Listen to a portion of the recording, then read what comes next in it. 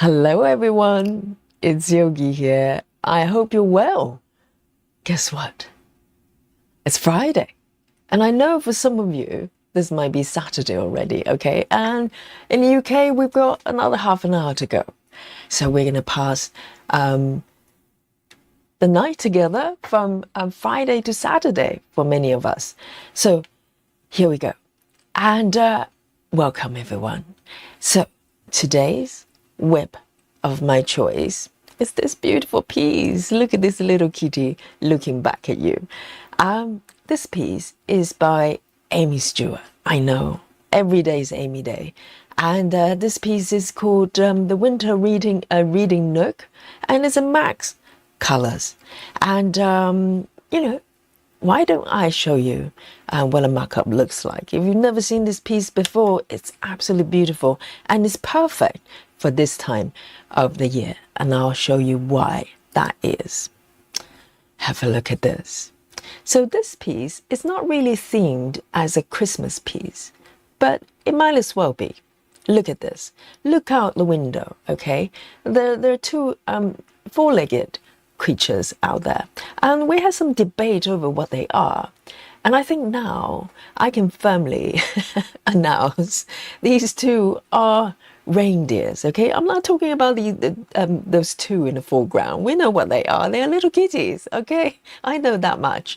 But the reindeers, it took us a couple of sessions to actually figure out what they are. Some say maybe reindeers, maybe elk, moose, whatever they are. They're different names, but now I can confirm to you because Suvi from our group, she's from Finland, and if you're from Finland, you know Santa Claus practically on a first name basis, and probably pop over for tea on a regular basis, and these two are definitely reindeer. So officially, this piece I can pretty much stitch it as a Christmas piece. Just look at the snow scene outside the window and the little wooden cabin there. Perfect. And on the inside, where the kitties are, I was just absolutely cozy and warm and lovely and full of beautiful things. Beautiful things. So this is my choice for this beautiful Friday. And yes, the regulars know by now. Fridays and Mondays we start at a slightly different time. I wouldn't say it's later, it's just different time because this is our regular time for Fridays and Mondays now. So put it on your calendar, okay, as a reminder. Don't panic if you don't see my schedule sort of in the earlier time. Mondays and Fridays we start around this time. Okay, so let me show you a little bit of where I am on this map, on this chart as well. So this is where I am. You might be wondering, yes, you can see the kitties, well, one of them, right in the center there. So this is a regular size Heaven and Earth max color chart. And I started from the middle. So in the middle, if I remember correctly, I started following the page border. So the first area, I had a kitty start, okay? I was the pioneer. I didn't know it. I had a proper kitty start, and look at what I've got here. So the first page is kind of surrounding the little kitty in the center there. And then as I moved to the right side, kind of technically second page from the center, I kind of gave up on the idea of following the pages. Very often with me, I change my mind. So I kind of just pick and choose what I wanted to stitch and just extend it up, right and left. So this is what I've got right now. I think it's going really well. This is quite an intricate piece, and it's looking good. And I'm gonna prove it to you by showing you my stats here. So let me quickly erase the evidence from the last sprint. I don't want to give you any ideas, right? Because we you get to guess my stitches at the end of each session. Okay, so in terms of progress, okay, we're talking about 6.9. not bad at all, not bad at all. I've been working on this piece since the pattern came out, maybe less than 2 years, I think, maybe just under. And alongside with so many other pieces, it's not bad at all. And so if you look at the number at the bottom, on the left side panel there, 239, just one color short of a max number of max colors. Normally it's about 240. That would be I think that's the max. So one color minus. So yeah, quite a lot of colors there. And as usual, I'm gonna create a new sprint here. I'm gonna just leave the name by default, and this is going to capture every single stitch I'm about to make in today's lovely stitching session with you. Okay, and at the end of today's stream, you get to guess how many stitches I have made today.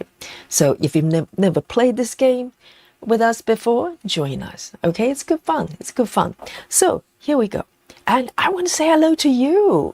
I come back every Friday and every Monday as well. I teach some later classes on these 2 days. And the final class of the day, they're both in yoga. I don't know whether you've done in yoga. It's just lovely. And it's lovely for the students, I hope. But it's lovely for me to teach as well. I always feel so peaceful and relaxed. I always feel peaceful anyway, but even more so. And, I smell really good as well with essential oil. We use them there. So hello, everybody. Thank you for joining me. And let's start from the top and pick out our first 3 lucky people in the chat, the first 3 to report to the chat. The first, of course, is our alien captain, Sarah. Today's quote is, "There's comfort in community." I don't know how Sarah does it. Every single day she comes up with a beautiful golden nugget of wisdom here. Yes, there's comfort in community, and that's why we're here, isn't it? I mean, raise your hands if you feel like you're the only stitcher in the village prior to coming to these to yogi streams. Raise your hand. I'll raise mine to start with. I feel like I was the only person other than those FOSS tubers on the internet. And I was the only person having this weird habit, a weird hobby. And so yes, so that's what we're here. Thank you so much, Sarah, for the beautiful quote there. And then we have Alandria as well. Alandria says, "Not sure how long I can stay tonight. My partner has already gone to bed." I don't blame him. Alandria is in the UK, so same time as me. It's 20 to midnight. Okay, so the husband is allowed to go to bed. And Alandria says, "I wanted to say hi, happy stitching. I hope you enjoy your day, and I hope you're still in the chat. If not, 99. Okay, 99. And Christy, there's always replay. There's always replay. And Christy is the number third on the in the chat, and Christy says, "Good evening, everyone, and good evening to you." And then we have Stitching Fiend here, and Clara is also here as well. Good to see you. And who else have we got here? Chelsea Summers is back with us. Bess Williams as well, how nice, from New Zealand. Oh yes, New Zealand and Australia, they're both Saturday already. So happy Saturday, nice and early, nice and early. Our Monday and Friday streams are actually work better for our stitchy friends in Australia and New Zealand, because otherwise they have to get up in an ungodly hour in the morning or stay up to join us. So welcome. And LKC as well, welcome. And who else have we got here? Kathy is also here in the chat, and our beautiful Natty is also here, and Ring is back with us. How good to see you. And Randy Bacon says, "I love the late Friday stars." It's not late, okay? You're early for Saturday. Okay, beautiful. And our beautiful Susan, of course, my partner in crime in in the UK here. And Laura as well. How nice to see you, Laura. And sending my love to you and your dad as well. And Turtle Stitcher Heather is back with us. And let's hope Captain Squirrel is going to be here as well. I love seeing their reunion with each other. So full of love. And Simone, hello Simone, back with us. And oh, this is a new one. We highlight our new one. No pressure, no pressure.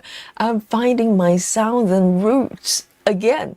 Hello from Tennessee. How apt with a YouTube name as well. Welcome, welcome to the stream.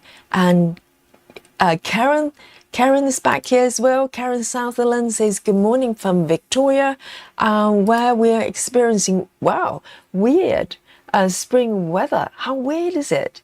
Do you mean it's hot? Lovely and sunny. Oh, lovely and sunny after a night of severe thunderstorms. Oh dear. Tornado coming next. No, just kidding. Peace with the weather. And Vaduhi as well, so good to see you. And Callum Cunningham as well. Caribou.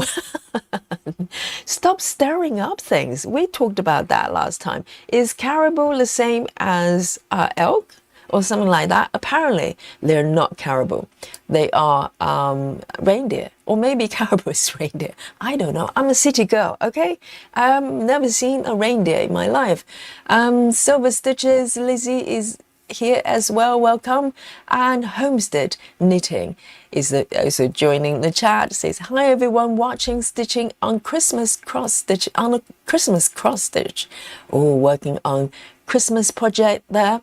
And Rochelle, hello, welcome. Yes, it says hi stitchy friends, and thank you Yogi for your time. I agree, time is the best gift. Absolutely. Well, it's the best gift that we give to each other, right? By spending time with each other. And we do this every night, okay? Oh, all the hands are raised. Yes, the only stitcher in the village. I know the feeling. I know the feeling. But we're not alone anymore. We're here every night. This is our village. This is our stitchers village. And so welcome everyone. Jacqueline as well. And let's have a look. Yes, I know. And BLT, that's a new name for our Betty Lou Taylor. Yes, delicious BLT. Betty is back with us. And Heather House. Heather, yes. I think I've said hello to Heather. And also Kimberly. Hello, Kimberly. And Pirate is back. Wonderful. And Rajal, my Rajal is back here. And Diamond as well. Welcome. And Rachel Morton is back as well. Rachel's got many beautiful pieces that she's working on. And if you want to know what she's working on, join our Facebook group. She posts her webs on a regular basis. And everyone else. So here we go, guys. So good to have you here. So this piece is 25 counts. You probably figured out by now, even weave, and I'm doing 1/1 cross, full cross, like a good girl. No controversy with this spec here. And so I'm going to zoom in a little bit. So today I am going to continue in this area. And if you're wondering what I'm stitching right here, let me show you my app here, or will be clear. So I started from Little Kitty and moved over to the right to stitch a little bit of the cushion there. But now I'm back here to the left because right next to this gorgeous ginger kitty, I'm almost completed. There's another kitty on the left there. Let me flip over. Let me show you the mark up here, right at this spot. Look at that little tabby there, and on the left of the tabby there's a little crocheted cushion as well. I'm very keen to get to. So I'm gonna start from the ginger kitty and slowly extend it to the tabby one. So I've been doing that for the last couple of sessions, and today I'm going to continue to do that. And so let me flip back to the normal view here. So this piece, I'm quite curious myself because you probably see me stitching 28 counts, a couple of other projects, the Gecko Rouge, and also traveling library, etc. I've been sort of quite adventurous and wander around and in no particular order. But this piece somehow it's guiding me, kind of, stitching in a more orderly fashion, meaning that yes, there's some loose stitches here, mini cross country, but I'm not wandering too far. So I'm not wandering to a different object and stitch a little bit and keep going like the other pieces. This piece, for some reason, it wants me to stitch in order pretty much, and then complete the area as I move forward. So I kind of listen to my whip here and do what it tells me, and it's worked out pretty well because if I follow the guidance of the web, I enjoy it rather than try to fight, sort of fight over it and try to force it into one way or the other. If it feels natural for me, I kind of just let it go, and this has been, kind of what I'm trying to tune into, a little bit like yoga, a little bit like yoga. So I don't have a very fixed methodology in terms of stitching method with each piece. I just let it happen and just do what I enjoy, and that's the most important thing, isn't it? So here we are. So I'm gonna just pick the color that I enjoy and follow the order whenever I can, meaning that filling in the area as I move forward rather than jumping over. But who knows, I might do that after all. Who knows?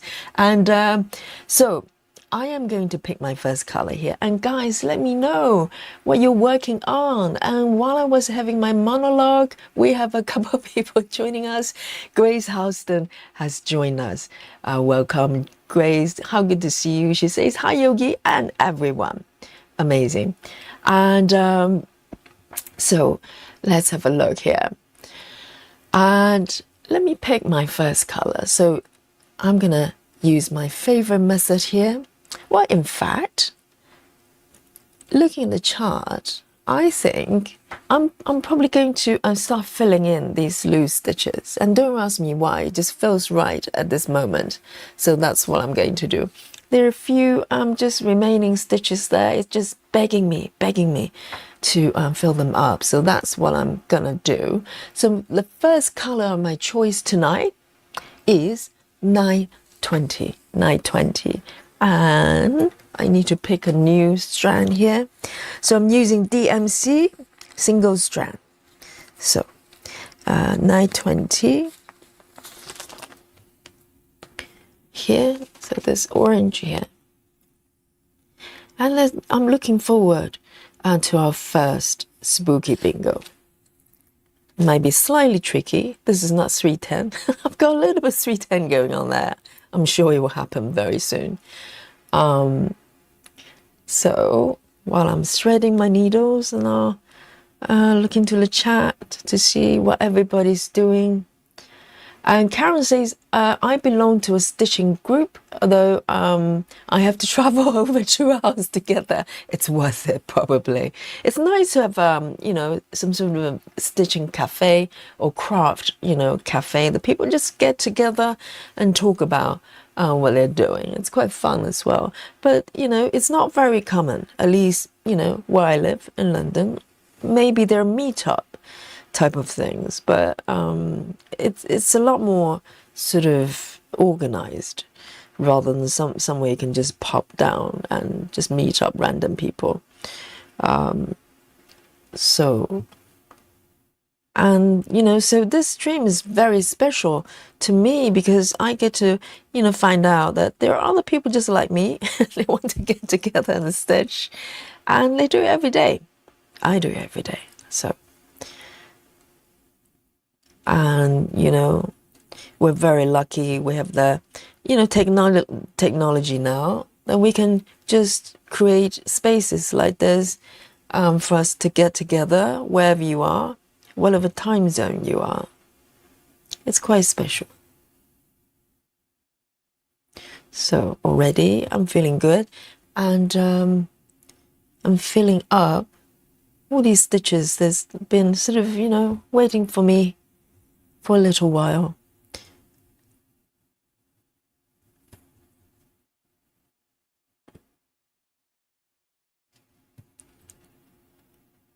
So start the lovely orange.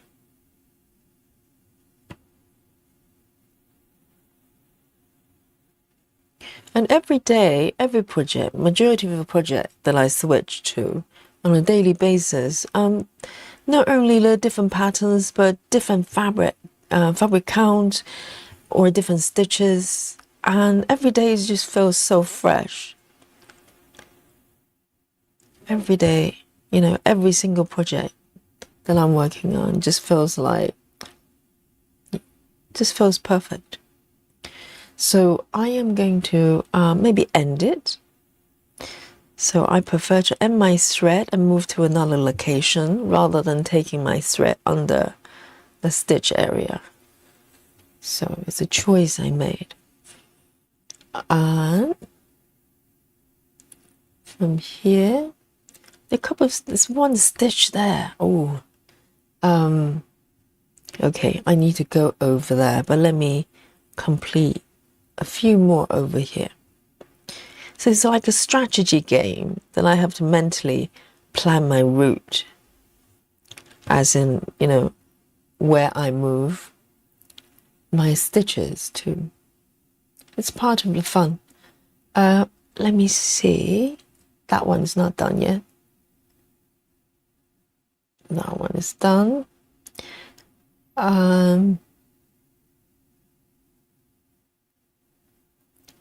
To the left. Let me find my spot there. I don't want to start with a sort of reverse stitching situation, okay? I'm doing my best here. And let me have a look. Heather says, I'm the only person I know of who stitches. I love this community. Thank you, Yogi. And thank you too. How amazing that, I found all of you and you found me. Oh, the magic of YouTube. This is such a small channel, but you manage, you will manage to find it.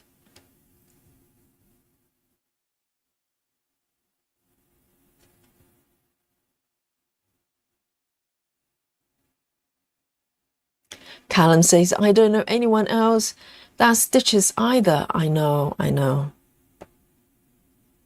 And also, even within the stitching world, because there's so many different type of stitching, isn't there? Embroidery in general.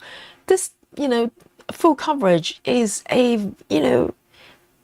niche within niche, isn't it? It's a very sort of unique area of stitching. And even people who do a lot of other type of stitching, they don't necessarily know or interested in this way of stitching. So we're kind of rare breed, we get together every day, talk about these things like normal, even weave or full coverage, Aimee Stewart, and whatever it is. For people outside this circle, we might as well be three-headed aliens, really. But it's okay. All aliens get together,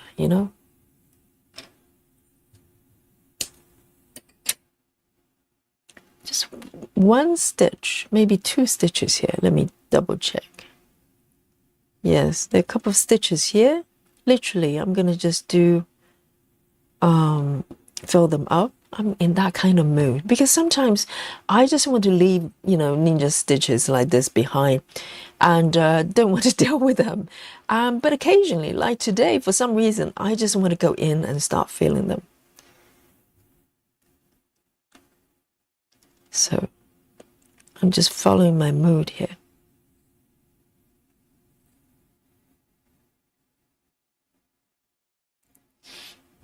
And Rachel says, stitching on a Gobbler Farm by Donna Gelsinger.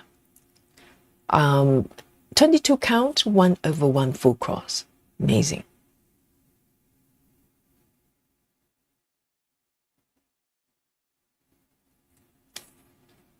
So let me do this one here. Just one stitch.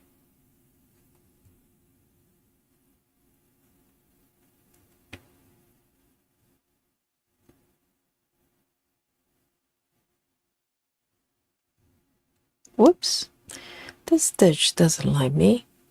Let me try again. Sometimes a single stitch is trickier to do than, 20 in a cluster.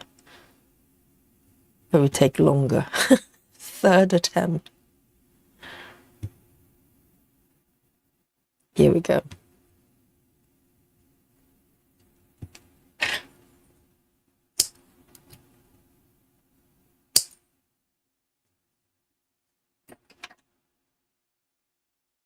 And there are just two more here. I just want to fill in this area. And this needle is a little bit bent already. I don't know what I did to it. Again, powerful grip of yogi. Oh, non-stop, unstoppable.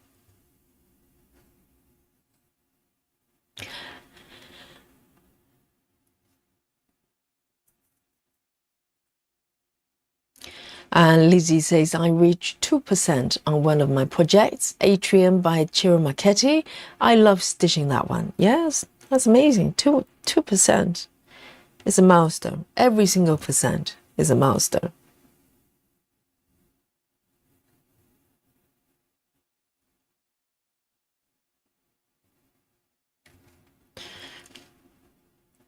That one as well.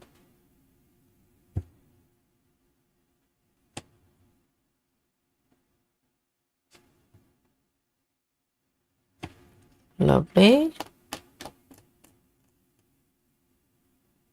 And sometimes if I do kind of ninja stitch surrounded by other stitches, particularly if I'm doing anything that's above 25, if I'm doing 28 as well, I literally just do that single stitch and just leave it like that without doing any sort of thread ending method. But this one, I'm going to just do a quick tuck in. Because sometimes it's so snuggly, you just know it's not going anywhere. So I just leave a really short tail and just leave it at that.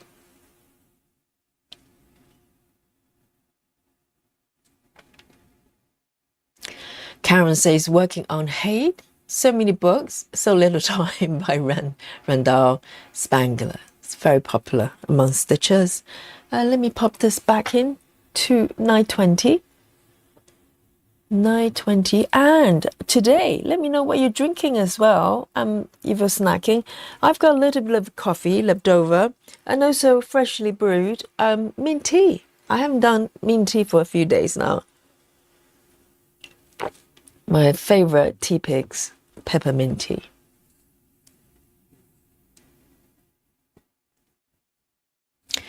Natty says, yet another new start over here. I'm stitching Story Keep Flowers Fur and Feather by Ciro Marchetti. I know that it's at the cropped out area of Sleep Time. Or is it different? Maybe it's a different piece. I mean, Ciro Marchetti, he's so interesting. He's got kind of slightly different branches of things that he does. And they all look kind of different. The old kitchen, the old quoting room that I've got is one branch, and then he's got another one that's the tarot card, sort of fantasies and mystical theme, and then he's got another one just like Sleep Time, and also a lot of animal based theme as well. He's really diverse, really diverse. So I hope he's going well. Hopefully it's going a little bit better than the Christmas piece, Natty. I know Natty struggled with that one. Me too. But I think I found my way. I think I found my way here. So the only way is up from here, I hope. Karen says, I felt same, but could apply to cross stitch. So many whips, so little time. Yes, indeed. And Randy is working on Wine Country Escape by Aimee Stewart. I wonder which one that is. I love to see it. Right, let me pick my next color here. Quite fancy, kind of stitching in order for some reason. I just want to follow and fill up this area here, just calling me these stitches. Here we go. And this one is 919. 919. I've got one threaded already. And trying to figure out where I should start. They're everywhere, this color. Let's start here.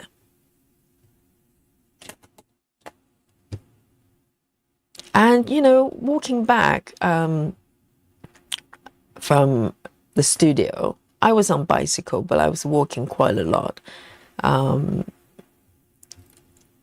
Sometimes I'm just in the mood, you know, to drive normally I cycle everywhere, but nights like tonight, I just wanted to kind of walk around. And because all the Christmas lights are on the main street.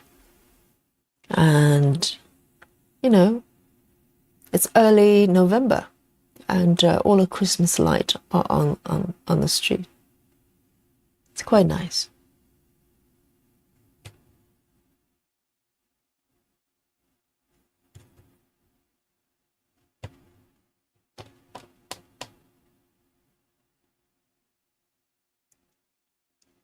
Let me mark as I go.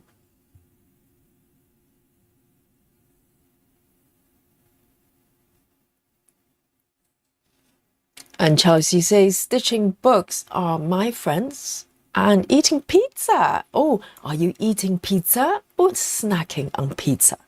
You know, it all depends on how large the slice, how many slices are involved and how large they are. Oh, very profound discussions we have regarding pizza.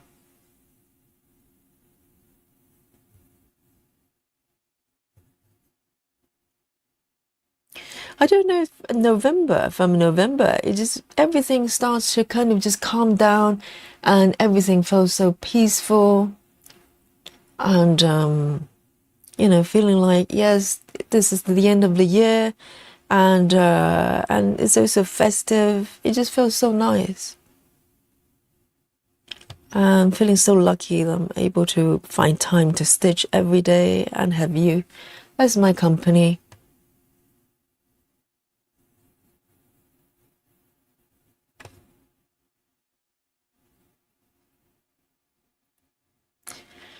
Bess Williams says, I'm aiming for 5% on my UXS piece. Your stream is helping me to be a more monogamous stitcher. Oh no, Bess, it should be the opposite. You ask everyone, all my victims here, you're not supposed to be monogamous. It's supposed to be the opposite, whatever term that is. Wow, okay, what is UXS piece, I wonder? Oh, I don't know the lingo. Yeah, so you ask anybody, they come here with single digit webs, and within 2 weeks, it's a double digit. It's not me, it's not me.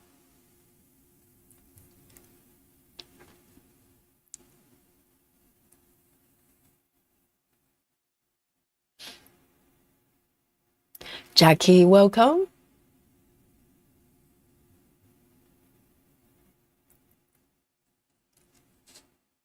Rochelle says, working on my first Christmas tree, bauble, on 18 count.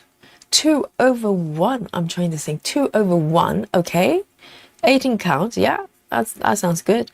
Drinking cold coffee and water. No snacks yet. Keep it open-minded. Yes, it will happen. Snacking will happen. And Landria says, I'm working on traveling library, enjoying too much to swap. Fair enough, fair enough. And she says, currently using DMC 936. I'm at 1.23. 2/1. 2/1. Really? 2 strands over 1, 25 counts, full cross. Oh, that's very full, Alandria. Yes. Yes, 25 counts like here, using single strand, you can tell it's pretty full. And 2/1 is got to be super full. But I'm sure it's gorgeous. I'm sure it's gorgeous. If you're happy stitching with that fullness and you're fine with it, then it's going to be really gorgeous.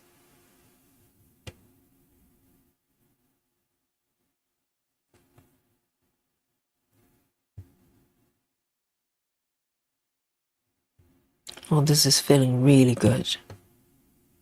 You know, I was a little bit, fatigued with 25 counts for a little bit, particularly up to maybe beginning of this year, because prior to that, for nearly 2.5 years, I was pretty much stitching on the same spec. Basically 25 counts, 1/1 DMC, really, every single project. And I was feeling a little bit tired of that, because every single project started to feel like the same project. You know, the stitching experience is different. It is pretty much the same, even though the patterns were different. And then I'm glad I allow myself to kind of wander off doing 10 stitches and trying out different, fabric counts, and brought out all my 14 count pieces there. And so I had some time to kind of reset. And now I have newfound sort of enjoyment with 25 count. It just feels fresh after wandering off doing other things for a little bit. And also experimenting, with 28, and now I love 28. And with the Christmas piece, I'm doing 32. And let me tell you, okay, I'm not going to give away too much. If you saw my Christmas new start, and I'll just say, the next Wednesday is going to be, you might be a little bit surprised. over promising, Yogi. No, but yeah, I think it's going well. I think it's going well. I think I found my grounding there. So, we'll see. So every Wednesday, if you're new to the channel, every Wednesday till Christmas is our Christmas stitching or festive stitching. So up to last Wednesday, I was doing Halloween, and we concluded that. And so from the last Wednesday, we started a new piece, Christmas House 2. So if you're wondering which piece that is, go watch the replay there. The full glory of the new start is being archived. So have a look. If you'd like to join us, just, get a pattern and join me and many of the stitchers here. And of course, you can just come join us and stitch any piece you want. Christmas piece, or maybe hush hush, non-Christmas piece, okay? Just keep it quiet to yourself.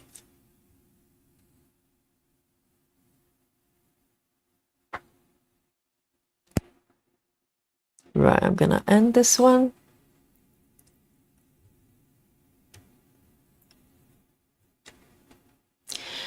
And Heather says, Yogi has a lot of different projects, but I only have one anymore. The traveling library. I blame all of you. It's a beautiful piece. It's a must-stitch piece, I think. Particularly if you like Aimee Stewart. Oh, you can't not stitch that piece.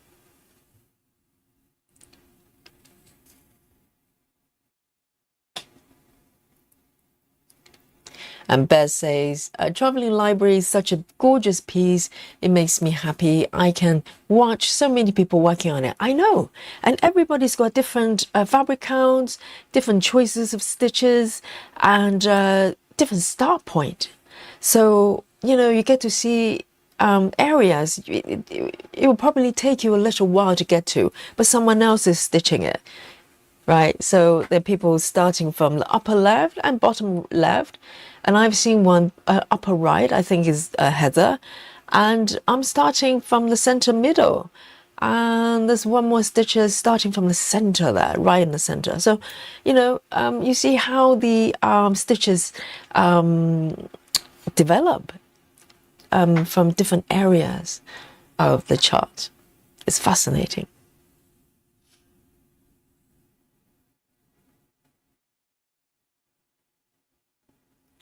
Karen, so we all belong to the alien club. Yes, as I was saying it, I oh shit, did I just swear? I was thinking, it's late, I'm allowed, I'm a grown up, okay? It's 12 past 12 midnight. I can say shit if I wanted to. Apologies. It's a family show, Yogi is fully clothed, okay?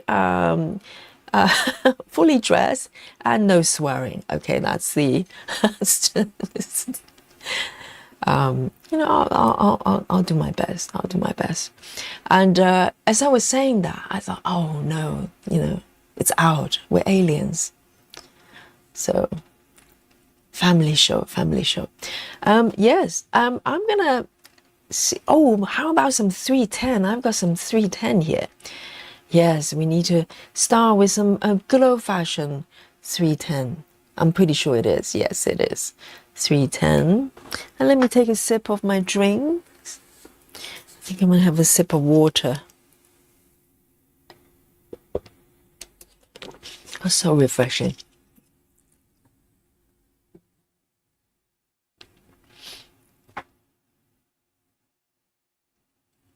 And yes, 310 time. 310, guys. I expect a lot of, you know, spooky bingo happening here. 310.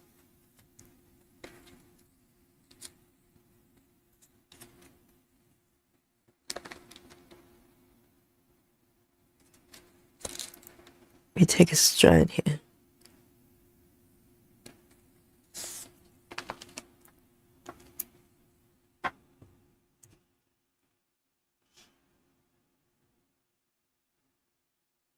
Kimberly says, I'm not enjoying the Christmas piece. I'm 2% and just not enjoying it. I'm going to put in time out till Wednesday and see how I feel.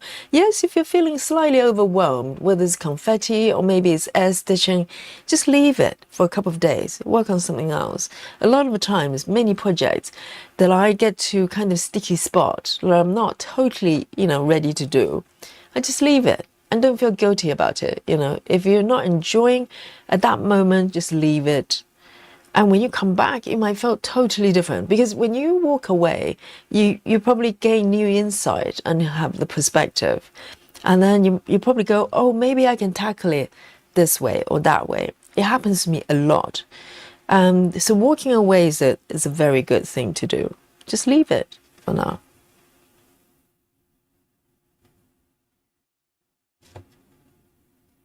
I know that piece is surprisingly challenging, because even though I got the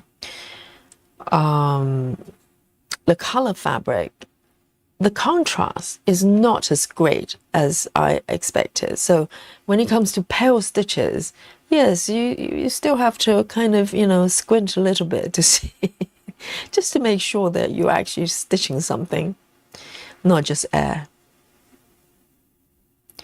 So the snowy part is going to be a little bit challenging. But luckily, you know, this piece is for the Christmas occasion. We get to stitch for a couple of months and then put it aside till the following year. So, you know, who knows? We have different, you know, every new year is you have new experience under your belt and new perspective. So it might feel differently every year. It's such a pretty piece.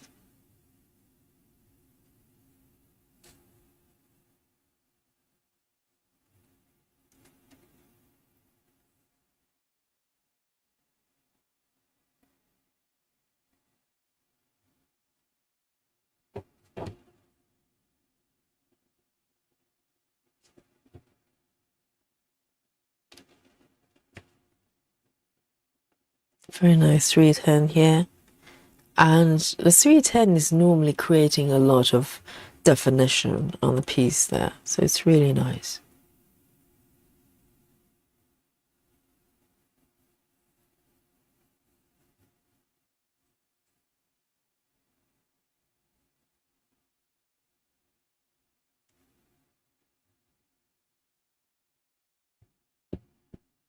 Oh, Bess explains the UX as is unconventional X stitch. Okay, yes, that name popped up quite a few times in the chat recently. I wasn't aware of them. It's a company, is it?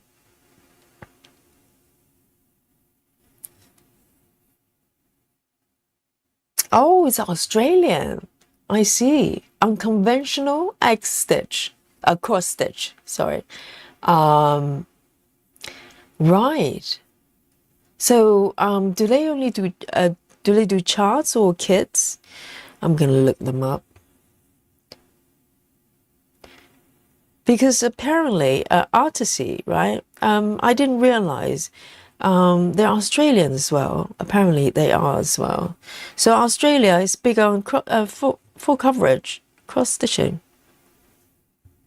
That's very nice to know.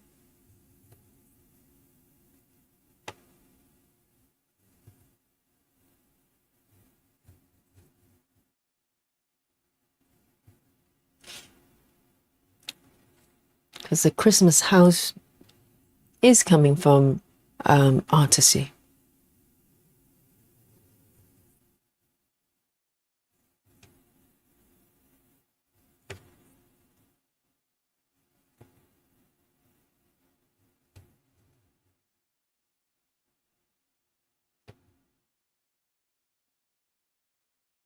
Two.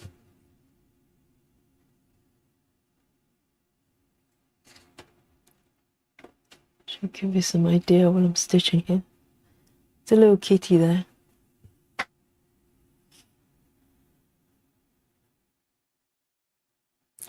Grace Hosnan says, I'm restarting the Winter Reading Nook today. I was unhappy with 20 count using DMC. So I'm restarting on 22 counts using CXC, middle start, oh, same as me, so starting from the kitty, stitching background trees and whatever those animals are. Four-legged. Well, there are four creatures there. Two of them, we're pretty sure what they are. But the other two, yeah, I believe they're reindeers. But you can make them whatever you want. I have no issues with that.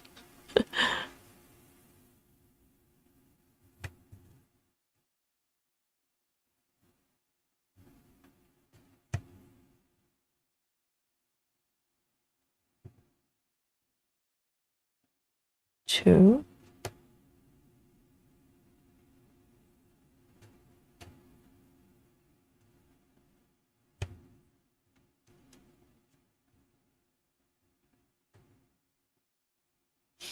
And Susan says, love long dog. Is that what you're stitching today, Susan? Oh, Alandria, referring to the 2/1 full cross on 25 counts. Better you than me, Alandria. And she says, I like the way it looks, almost like a tiny rock. I know, I get it, You know, I don't know whether you saw the piece I'm working on, the Churma Kitty, the old quoting room. It's a little bit like that. It's CXC, which is quite full as it is, and I'm doing 2/1 full cross on the 22 counts though, and it's very full, so I have to work very carefully in terms of stitching method, and I agree with you. It feels really rich, and you know the fabric feels really full like a rug, and it feels really nice. I think it's worth it if you enjoy those stitches. If it's not too challenging to do, then the outcome is gorgeous.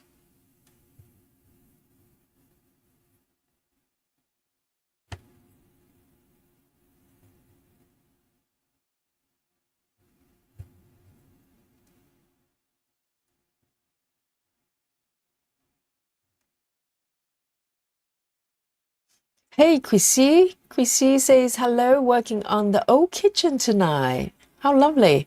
Hubby goes to pick up Chinese for dinner tonight. How nice. Oh, yes. It's Friday night, isn't it? It's takeout night.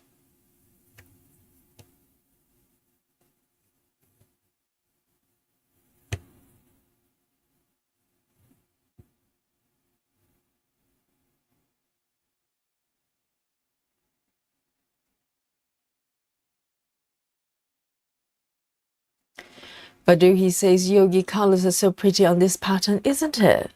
And I think so beautifully charted because, I want to show you. Let me just move to the left here. I just can't get over how beautiful this cushion is. Let me zoom out a little bit. It's just so beautiful because, it feels almost like actual cushion, if you know what I mean. It's so realistic and it's got so much texture and shades to it and details. You can literally see the stitches along the seams, the edges here. It's so beautiful, and it's definitely worth it with Max colors because it just brings out so much details and the transition of these little kitties as well. It's just beautiful. It's a joy to stitch, a joy to stitch. I remember when this chart came out, oh, my heart just melted. And I just knew I was going to get it. But I had to wait for a little bit for the Max colors to come out. And it took probably, I can't remember, 3 to 4 weeks for it to come out. And I grabbed it. I grabbed it like oxygen. I just go, give it to me. And I started to stitch it.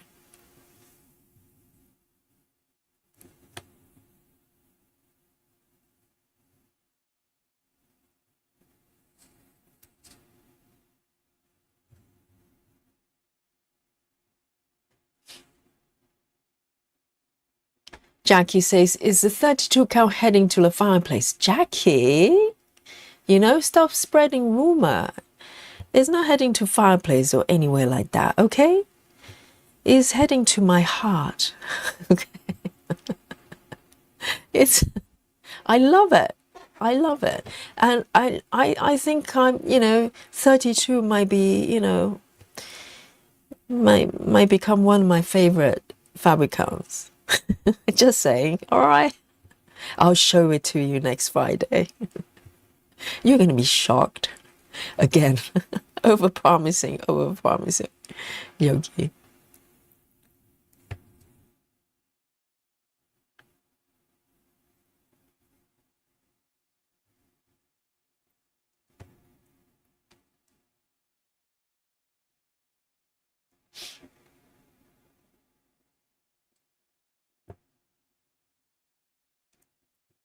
Two over here. I need to check my chart quite carefully.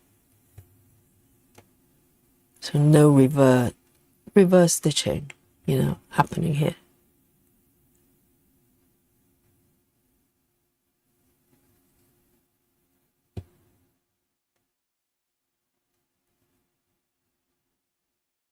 Let me zoom in a little bit more.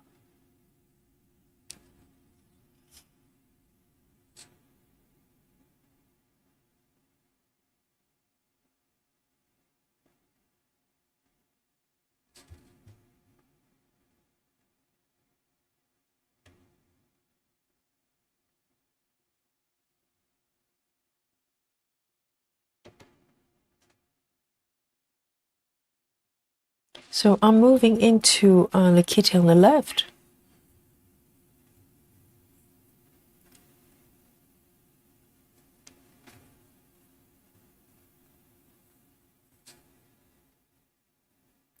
Vaduhi says, Yogi, are you still doing the demo tomorrow, right? Yes, I think I am, yes. The time is not fixed yet. So there are a couple of things I need to sort out Saturday.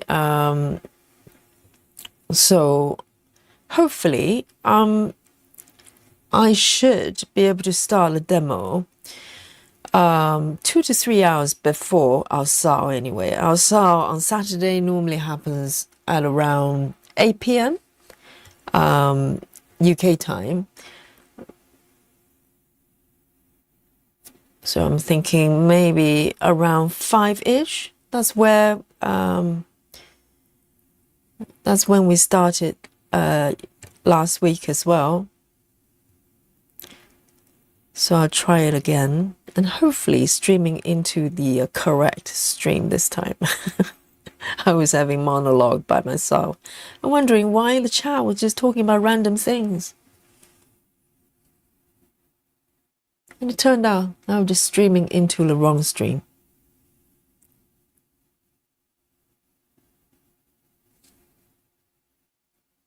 So yes, tomorrow we'll do the demo. So tomorrow, if you don't know, so Saturdays are Aimee Stewart Day. I know today's Aimee Stewart. I know. But tomorrow, majority of us, well, I don't know, quite a lot of us are working on Traveling Library together, because this is kind of a newer start, and so that should start at around 8 p.m. UK time. But before that, I'm gonna do another stream to demonstrate Gemma's method. And if you don't know what Gemma's method, just come along. Let me show you. It's a diagonal parking method. So a couple of weeks ago, I did the block by block stitching method. I did a demo, a walkthrough of that method. And this one is complementary to that method. It's also diagonal parking, but working in a slightly different method. And it's very interesting. It's almost like a game that you played, and it is pioneered by Gemma, hence the name, Gemma's method. It's pioneered by Gemma Stitches, which is the channel name. And she has quite a few tutorial videos that she's done as well. But hopefully, as I explained before, I hope I can maybe bring in a slightly different perspective as someone learning from Gemma, because Gemma knows Gemma's method. She invented it. But you know, Yogi as someone who learned the idea from scratch, from feeling, you know, well, a strange method to something that kind of feels second nature. After working on it for on and off for a couple of years. So I'd like to share that with you. And if you go, well, I'm you know, I don't like parking, and still come along. You might change your mind. It's interesting. It's a fun way of working. And you know, whether you actually apply to your webs or not is the fact that you have one more option, you know, in your repertoire. And who knows, you may fancy doing it at some point. Okay, I'm going to end this 310 here.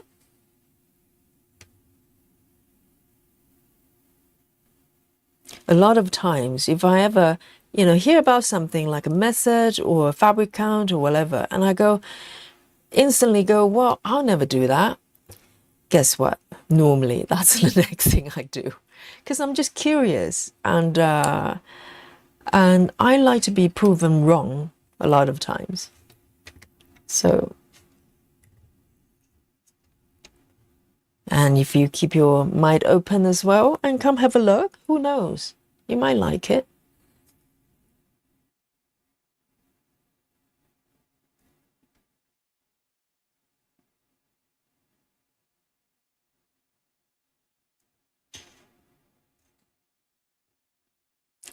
Nachi says, you're making me want to start my traveling library. Have you not started? Have you got the chart? If you have the chart, why don't you start? Strange question. Just do it. Just do it, Natty.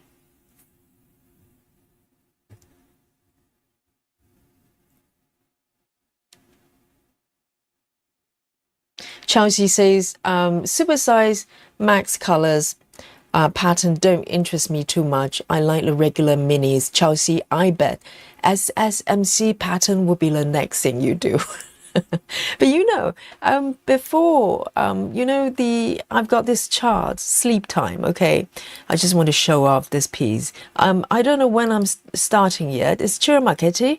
If you like Chiramaketi, you're going to like this piece, not this one. This is the old craft room that I worked on the other day. But I'm talking about sleep time, okay? This one. I showed this one before, but why not again? So this is Sleep Time by Chiramaketi and Chelsea. Prior to this chart, you know, I've been doing, I know I'm a baby stitcher still, but, you know, been stitching heaven and earth type of projects for over 2 years. And prior to this piece, I always say to myself, almost like strap line of yogis. I do not do supersize. I don't do supersize. It's just too big. Why would you do that? And lo and behold, I went to get this chart, and at the checkout, you know, they kind of asked me, Madame, would you like to supersize your pattern? And for some reason, I just say yes. Give it to me. Supersize me. And there you go. You're looking at the supersize max color pattern. The first one, the first supersize. I have many regular sized max colors. So max colors is not new to me, but supersize for the first time. And I somehow it just feels right. And I have no desire up to this point to supersize any of my patterns. I'm happy with regular. But it will happen when the right pattern comes along. Never say never. You know, the more you resist, the more likely it's going to happen, okay? So a little, you know, piece of wisdom from Yogi here. Next time from Chelsea is like, hey, you know what, guys? SSMC, here I come.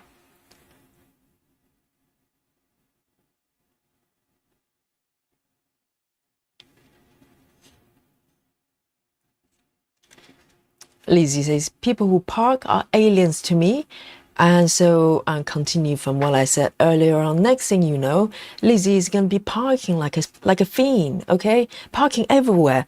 Maybe even tornado method that I pioneered. You can have that one, you know? No copyright there. Right, next color for me. Let me pick something, maybe slightly brighter. Why not? And let me take a sip of my tea as well. Here we go. So there's a little bit of a blue colors there. I quite fancy that. Why not? It's the background, the window looking out to the four-legged creature. Could be owl.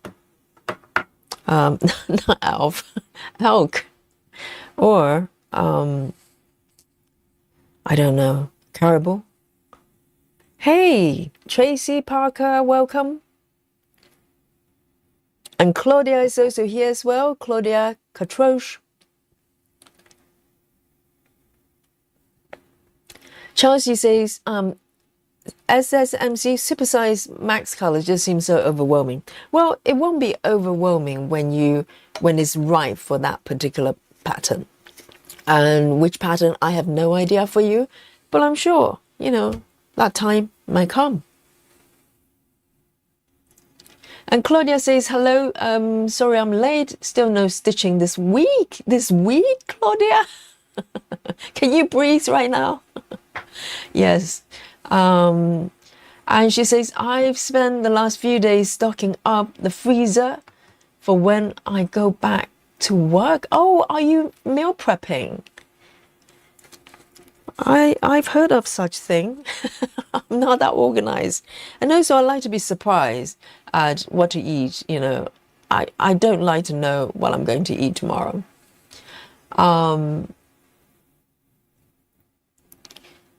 But good, yeah, I hope you're enjoying that. But no, stitching for a week? Oh dear. I'd be shaking. My hands would be going like this. Oh. Yes. But at least you're watching this stream It might help a little bit.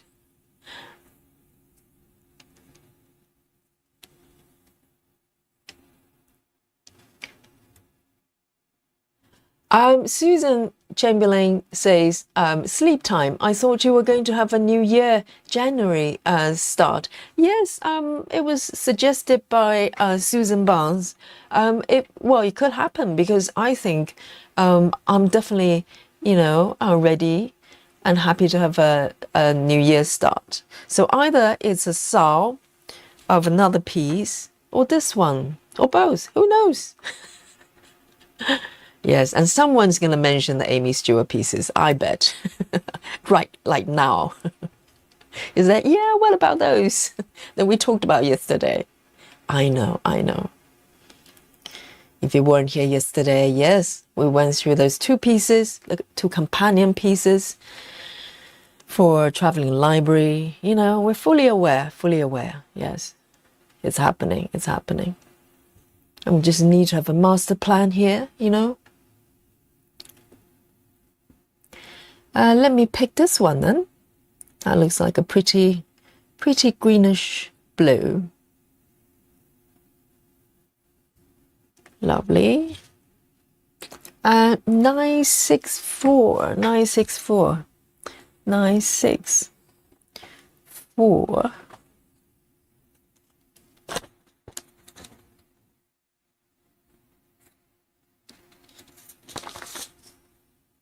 That's a very pretty color.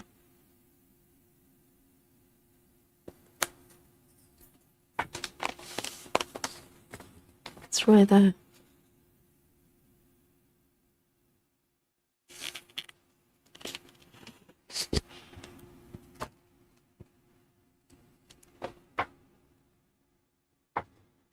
Tracy says, hello, lurking tonight as usual. Oh, is it like it's a lurky mode. It's normal for Tracy now.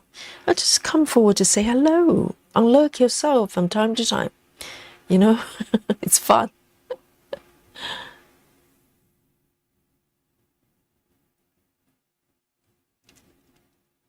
Rochelle says, Yogi, stop showing me a sleepy time. I argue with myself every time I see it because it's gorgeous.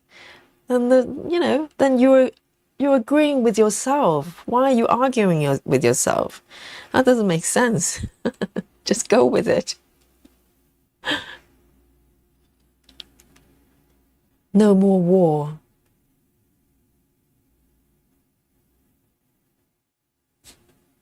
Claudia says, yes, meal prepping. I love cooking, so I'm enjoying it. But I hate cooking when I'm tired from work. So it helps to have things I can just reheat for dinner. That's quite true. I get it. I know that's why people meal prep. And a lot of bodybuilders, I'm not saying you're doing bodybuilding, but a lot of bodybuilders, they do a lot of meal prepping.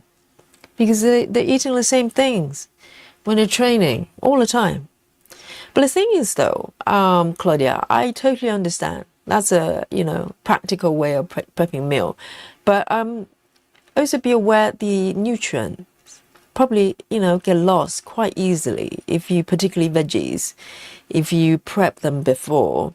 Even though, even if you keep everything in kind of sealed and secure, in the freezer.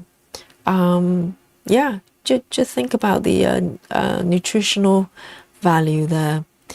And I kind of don't really have a lot of time to cook either, to be honest. My partner probably cooks more than me, but we cook very simply. We go for stuff that really doesn't take a lot of time to do.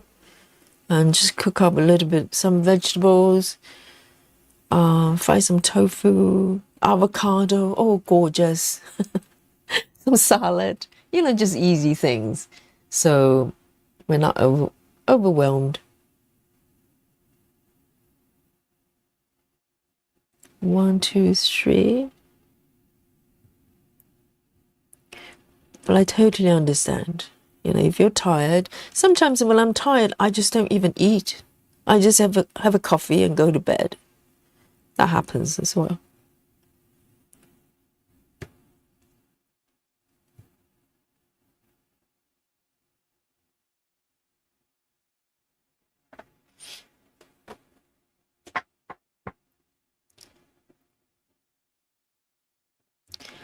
Chelsea Summer says, speaking of Aimee Stewart, controversial opinion, but I don't love the exclusive for LaSalle. Oh, has it come out? Do we know what it looks like? I thought it was supposed to be a mystery. So how do you know you don't like it then, if it's not out yet? Unless someone leaked it. And you're totally allowed not to like it, because if you go to Heaven and Earth and browse Aimee Stewart's her catalogue there, you know, there are only a few pieces that I love. A lot of them I'm just happy to let them go. Some of them just not for me. So yeah, that's no controversy here. It's perfectly fine. I'm sure some people look at traveling library and perhaps go, you know, that's not for me. And that's perfectly fine.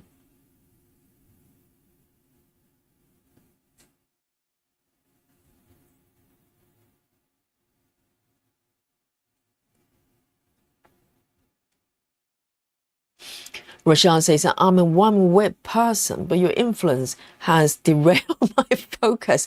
Rochelle, that's what I'm here for, okay? To rescue you. People like Rochelle from one-whip situation, okay? Oh, poor Rochelle.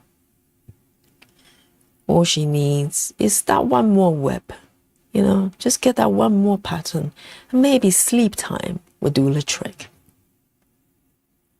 Just think about how gorgeous it is. And even better, if you supersize it, right? And join yogi. We can start together with Susan Bond. 3 of us. We'll just run skipping all the way, you know, to the sunset.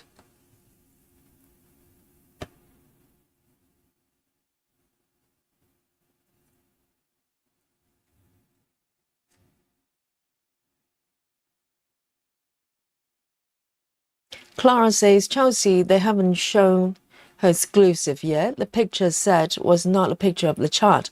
Oh, Rasha, Chelsea, did you think that the ones we saw yesterday, they were for sale? No, they're individual pieces that came out. They're companion pieces for a traveling library. They're supposed to be kind of 3-piece thing, kind of trio in one set. The one from the 2026 sale, no idea. I don't think it's out yet.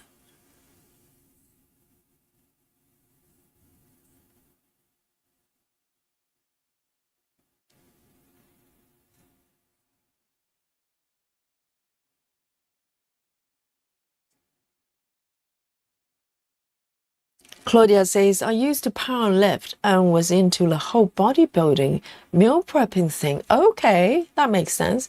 And Claudia says, I can't eat like that anymore, but I know what you're saying about making sure it stays nutritionally dense. Yes, not just dense, but fresh as well, because a lot of things, like vegetables and things in particular, the moment they're being cut into pieces, for instance, making contact with oxygen and stuff like that, and the nutrients start to, gradually fade away. So by the time, even if you freeze the food, it probably still tastes quite nice when you heat it up, but majority of the goodness of the ingredients are gone. So, you know, if you do that for a long time, if you do that from time to time, yes, it can be quite a nice thing to save time. But if you do that for a long term, you know, it might not taking in enough nutrients the body needs. You know, all the iron, the vitamins, they were important stuff, particularly when you're working hard, you know.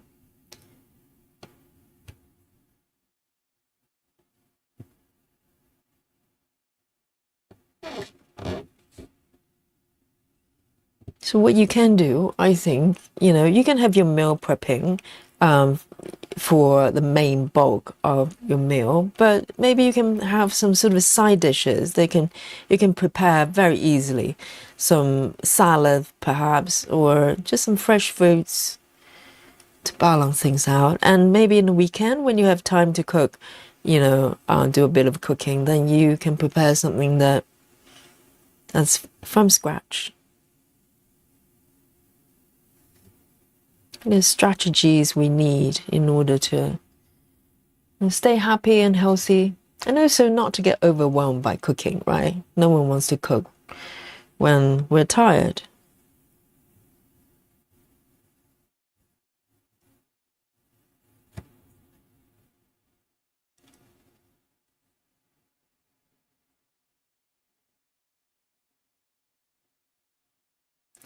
Finding my southern roots again says, well, I think we need a nickname for for finding my southern roots, because Yogi is exhausted just saying the name. Yes. She says, speaking of cooking, eating, I'm off to cook dinner, steak, potatoes, and broccolis, meat and 2 veg, eh? And have a great night. My guest is 247 Stitches. Clearly has been watching our show, our streams. Yes, thank you so much. And I hope you enjoy your cooking. And please, someone note down the number, okay? It's from Minding My Southern Root again. Who needs a new name, nickname? 247, 247.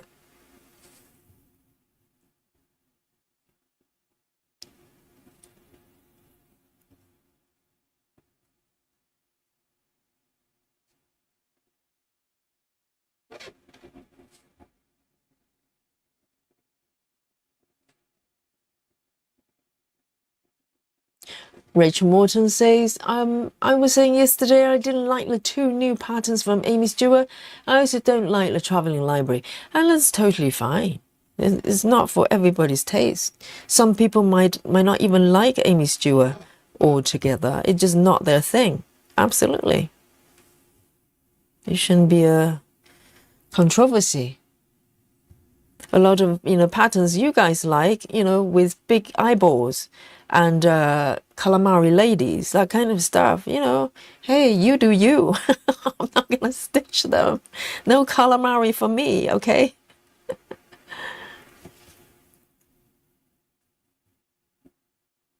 But for some of you, they're beautiful, right?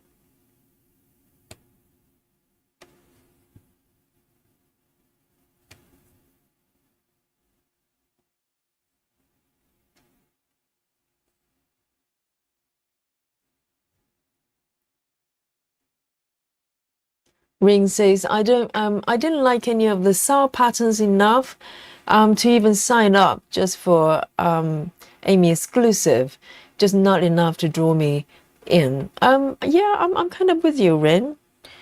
And it's totally okay, right? We're different. We like different things. Yeah. And also, I'm not sure if I like the idea of mystery patterns. And, I know it's from Aimee Stewart, but then again, I don't like every single piece that she creates. So, and also, I think I'd be gutted if I get that mystery pattern and turn out I don't like it. And also, the SAR pieces, the patterns themselves, I'm not terribly I'm not in love with any of them. So the desire to want to stitch them is not really there. And I wouldn't do it if I don't love it. It sounds like fun though, so I hope you'll enjoy it.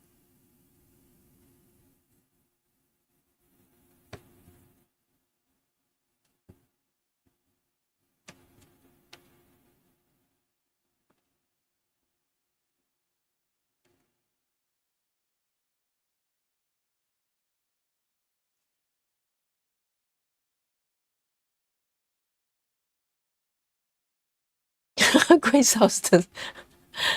From 1 whip to 12. Yes, that's how we like it, Why not? So from 1 beautiful world to 12. Bargain.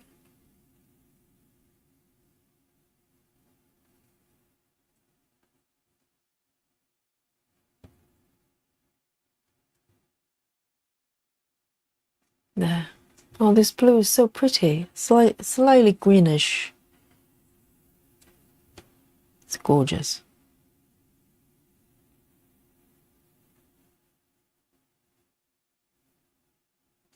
Two to the right.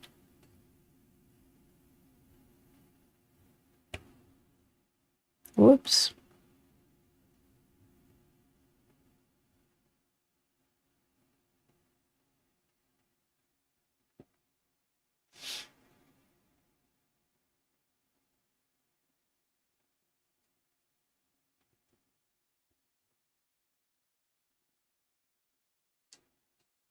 Randy says, love Aimee's work, but not enough to stitch until I saw a wine country needed to stitch the blue couch. Yes. It's all about the right pattern, you know. I think all the idea, preconceived notion about, you know, maybe I like this spec, that spec, mini or max or whatever. Ultimately, it's about that pattern. If you love the pattern, you maybe want, you know, a larger piece or whatever. That could happen.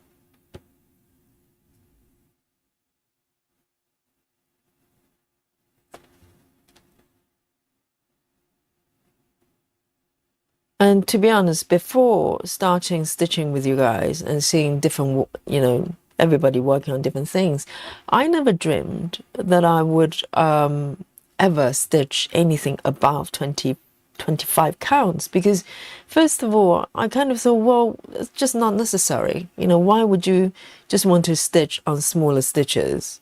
It's not a competition. And then I realized it's just a slightly different look. For some patterns, it just works. And vice versa, some patterns you know, they're asking for 14 counts perhaps. So, you know. And now I have 4 webs. They're 28 counts and 132. I never dreamed about doing 32. So crazy. I personally blame Nikki, okay? She let me stray.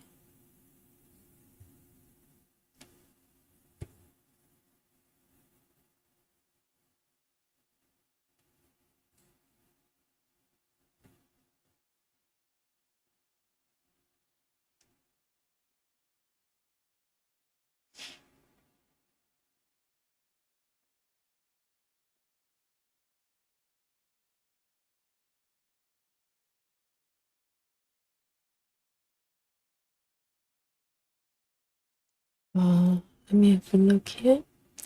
3 more stitches here. Going to end it. And this color really reminds me of the starting point of this piece, because the first page, I put in a lot of work and I stitch on it quite, you know, probably every day for a little while.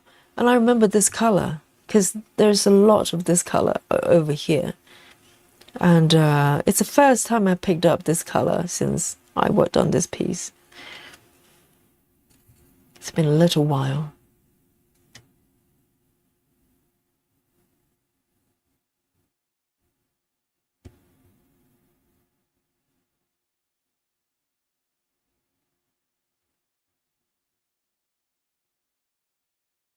I just need to have a sip of my peppermint tea.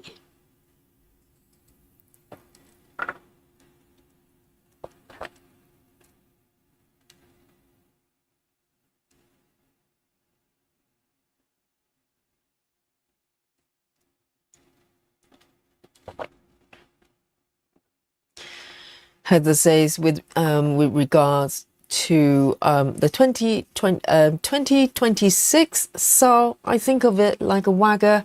I'm willing to bet $20 on a page of stitching that I will like the reward pattern. I can understand others wouldn't though. But does that mean, Heather, you're not really that drawn to any of the side pieces? Your goal is more of getting that the mystery pattern, which is fair. That could be the fun element. And I think $20 is quite reasonable, right? To charge, particularly if at the end you're getting the remaining 11 charts plus the mystery charts. I don't think the pricing is the issue here. It's more of the time and effort, right? So every stitcher is different. And for Heather, for instance, she's happy to invest 1 page of stitching and to see if the mystery chart is any good. But for someone like me, I'm kind of not keen on doing that. So it's individual, kind of choices. Because I don't know, I just feel like if I'm going to even just stitch one more stitch on this piece, I just need to love it. That's it. I don't care if it's one block or, 1 page. Because it's a hobby for me. It's not a job. So if I'm not enjoying it, like every single stitch, then I'd rather not do it. So.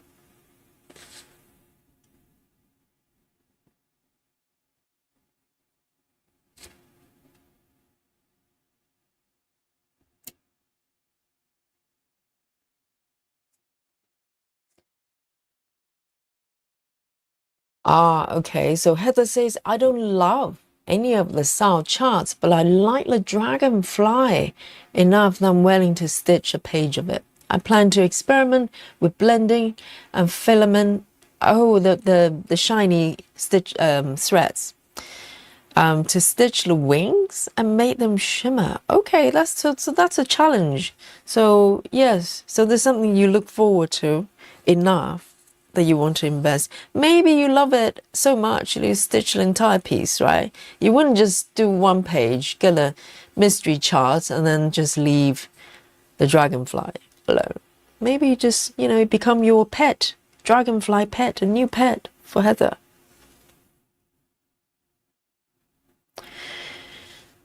Here we go. Let me flip the charts and pick another color I like. Maybe something slightly browny.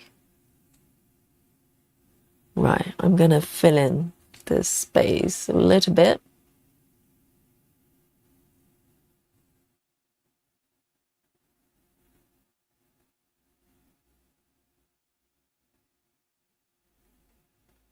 $400. 400 is my next color.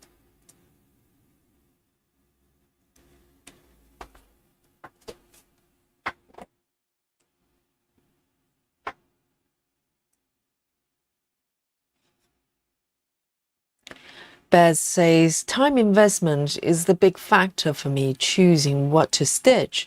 With a full-time work and several other hobbies, my time and energy are limited. Yeah, because ultimately, we stitch for enjoyments. But then again, every stitcher probably have different goals. Some aim for completion. For me, I don't. I just enjoy the moment, the relaxation of it, and watching things happen. And that's enough for me.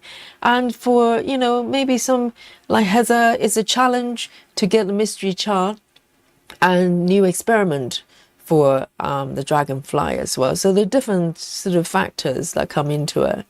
But ultimately, enjoyment has to be there,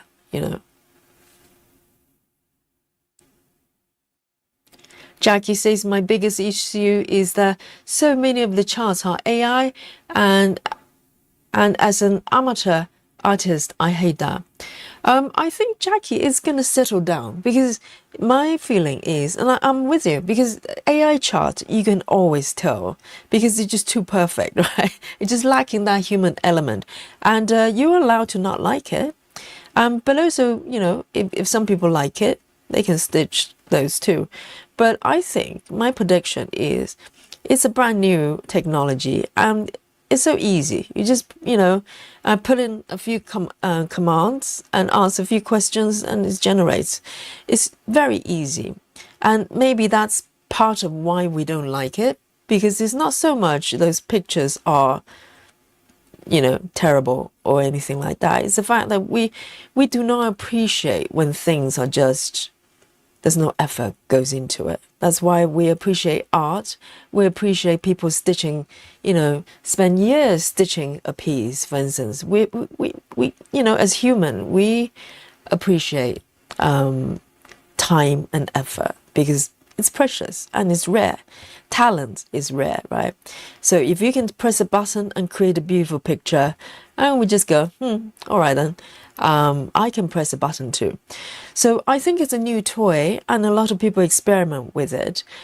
But I think eventually we will find a balance somewhere to use the technology for good reasons and for the right amount. But it's a little bit like, you know, when human race going from handmade crafts and stuff, moving into machine-made stuff. I mean, you know, look around, that there's things, they're made by machines. There are benefits of it. The costs probably a little bit lower because they're made by machine, and also maybe certain precision that human may not be able to achieve. But at the same time, we still appreciate handmade crafts, you know, and we actually put higher value on those handmade stuff, you know, handmade, even, you know, we're just talking about cooking now, going to restaurants and having someone cook for you on the spot is just not the same as buying something that's, you know, made, packed together with machines from a supermarket. But they all have their own places and different price bracket. So I think, you know, AI technology, it, you know, either using it for art or something else, eventually we're, you know, it's going to settle somewhere that we feel comfortable with. So and if you don't love those images, you don't have to love them. Absolutely not. But don't fret. It will settle down. I think it's just, you know, human thing. It's a new toy. We want to try it. And particularly for business, you know, they probably feel like if we can put in less effort and generate the same amount of product, why not? But it's for you as a customer to decide whether you want to spend, you know, your money on that.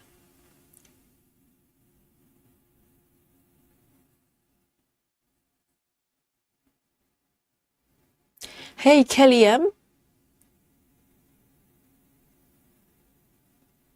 Spooky Bingo 400.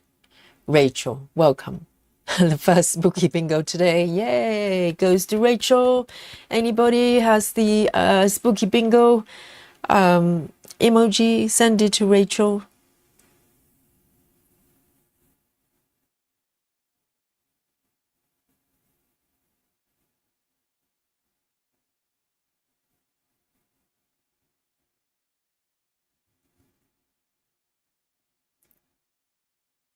And Betty says, I'm just afraid that I won't care about this Stewart chart because so many are so fussy for me. If that makes sense, I wouldn't stitch that one with a mouse. With a mouse?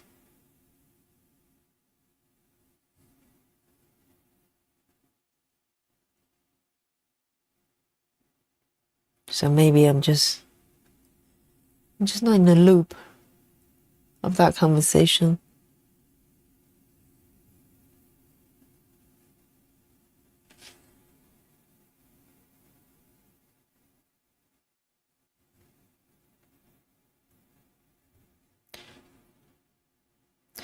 But I think, you know, having gone to art school, I started off obviously sketching and painting just like everyone else. But I remember when I was at art college, I started to experiment with computer animation. And, I'm a bit of it's kind of a nerd, and it felt normal for me to create art with a computer, and I can hand draw still with a tablet or iPad or whatever. I can draw just like if I were to draw on papers, but digitally. And I remember, when I was doing my art degree, it was a little bit controversial because the professors and the tutors that we have, they come from, I say, slightly more old school idea about what painting should be. And I appreciate it. I did a lot of, oil paintings and whatever materials, charcoal, whatever. But I just wanted to, do different things, try out different things. So I remember that was a little bit of a controversy. But ultimately, creativity is creativity, whatever medium you use. And I think the problem with AI is not just a medium, it's incorporating the creativity part of it. So I think a lot of people are troubled by it. But I do believe, it will take some time, but it will mature and it will find kind of a place in sort of a human creation process, hopefully for the good.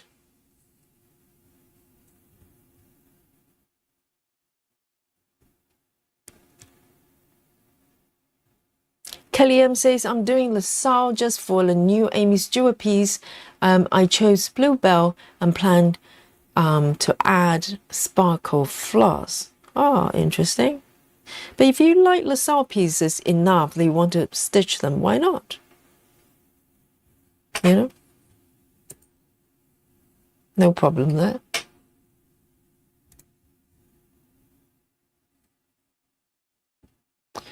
Thank you, Clara, Spooky Bingo, for I think it was it Rachel? Yes, that's for Rachel.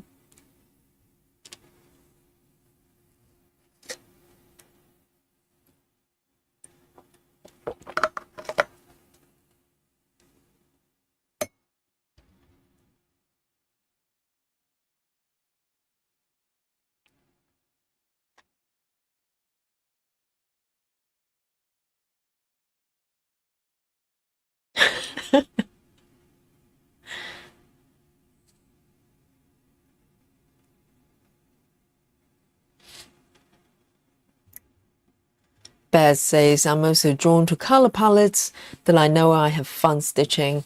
An amazing array of colors makes stitching so enjoyable. Yeah, I'm a little bit like that as well. So majority of my pieces are colorful. That's kind of a default position, but not too wild. I think some of the Aimee Stewart pieces, for me personally, for instance, what are those ones? There are a few pieces. Oh, maybe the Grand Butterfly, because there's a whole series of Aimee Stewart pieces. They're technicolor and sort of fairy fantasy themes. They're not really for me, I have to say. Maybe another example would be the Mushroom Village, maybe Magic Mushroom Village or something like that. They're a little bit too colorful for me, and probably because I'm not terribly drawn to fantasy things. So those ones are less, I'm less drawn to them. But those, I like rooms. You probably noticed by now, I like spaces and cozy locations. So that's, that's kind of a main attraction for me. And little kitties like this. Can't say no to that. Look at that.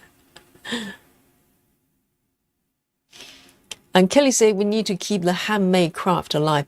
And Kelly, I don't think you need to worry, because we have evolved so many, if you look at more recent human development in terms of, technology versus handcraft stuff. Handcraft, we still highly praise them, and we put very high price for them, and we respect it. We respect craftsmen. So it's probably, you know, because of the actual production speed, obviously they can't compete to sort of machine made stuff. So they're just sitting in a different area. Like the example I gave the other day is that you have IKEA, for instance. IKEA has benefited a lot of people, you know, because of low prices and accessibility. So a lot of people can get a nice bookshelf or whatever furniture at home with a very reasonable price. But you also have craftsmen, you know, living quietly in the southern France, and maybe they get 50 orders a year. And they make 50 pieces of furniture, handmade, 3 months at a time. And so they're sold at a much higher price, but lower in number. So I think every sort of manufacturing process will find its place in the market, and the market is decided by you, because as long as there are people like you, Kelly, appreciate handmade crafts, they will stay alive. So Kelly will probably be happy to pay more for, you know, more human production products. And some might go, well, you know, I really just want a functional piece. Then I go for IKEA. Nothing wrong with IKEA. I've got my bed is still from IKEA from many years ago and working perfectly. I painted over it, you know, the metal part of it many times over, and it's working fine. So I think everything, you know, all of them have a place on the market. So.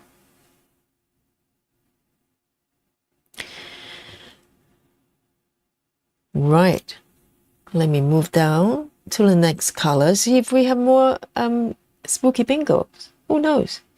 The next one I'm gonna go for is A15. A15. There you go. Need a new strand. It's burgundy.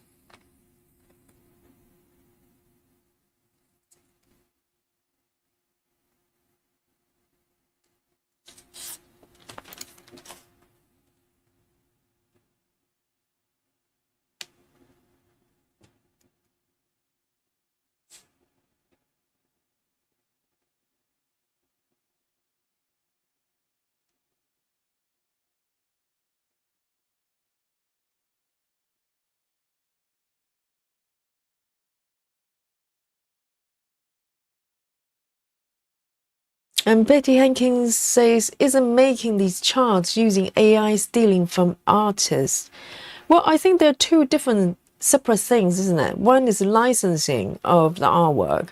And obviously, you know, I'm sure if they work on a licensed art piece, I'm just guessing. I have no idea what the actual process would be. But logically, obviously, there's licensing of the artwork. And if the artists agree to have the artwork converted into an AI piece, then there's no problem there. There's no stealing. But obviously, you know, it doesn't matter how you chart the charge. If the licensing is not there, it's stealing. You know, doesn't matter if you charge it by hand. It's still stealing. So they're two different elements, I think.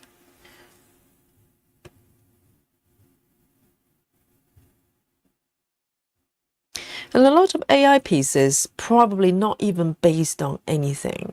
So it's drawing from the AI part of it. It's pulling from whatever. It's learned from all the stuff that's out there and generated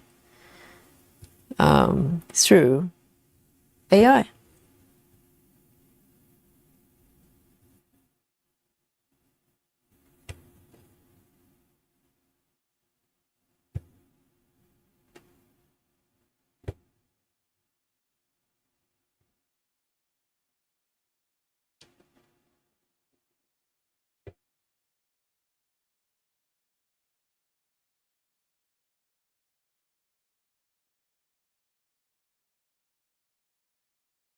Karen says, I don't believe AI will fade unless people refuse to buy AI generated art.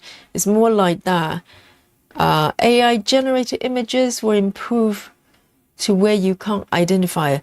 Yes, I mean, Karen, but ultimately, you can exercise your power by talking with your wallet.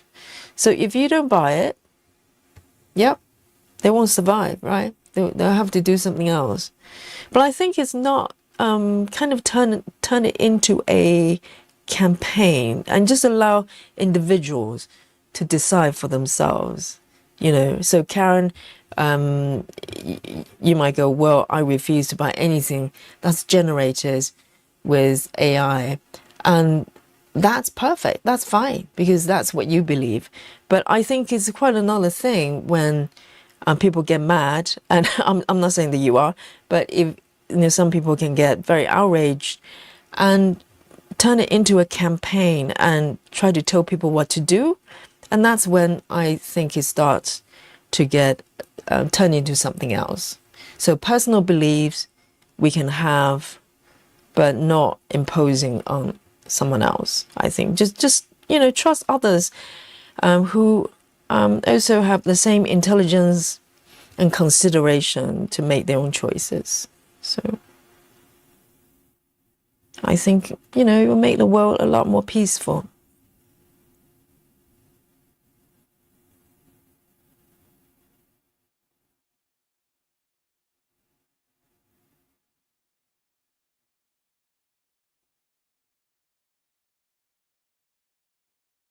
Betty says, I think the free charge for the 1K that's joined the SAL is a mouthpiece. Oh, do they reward the 1,000th SAL stitcher? Oh, I wasn't aware of that. So is so on top of the SAL itself, the 1,000th person get a mouthpiece. I'm glad it's not calamari, Betty. the poor person is a lucky winner.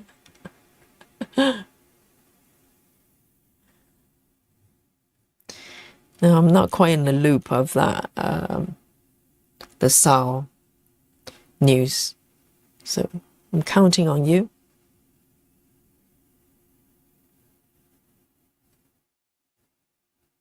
Too Snowy says, I finally left the frogging city. And all this while, we're casually talking about this and that and the other. And poor Snowy, Too Snowy, is being trapped in the frogging city. Oh, I'm glad you're free. Please send some pink frog, compassionate Fudgy. I think the name is Fudgy. To Snowy here with love.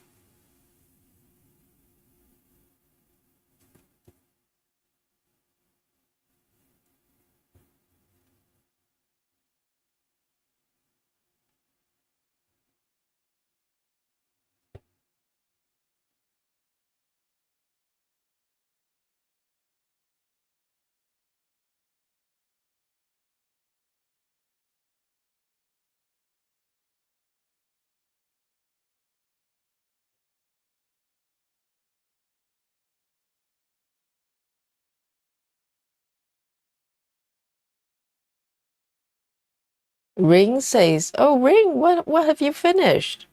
Ring is overjoyed. Done. Yippee. I have a finish. Oh, really? Go on then. Show us. Post it on the Facebook. Oh, finish piece is exciting. I'm guessing. I've never had one before. I share your joy. I share your joy.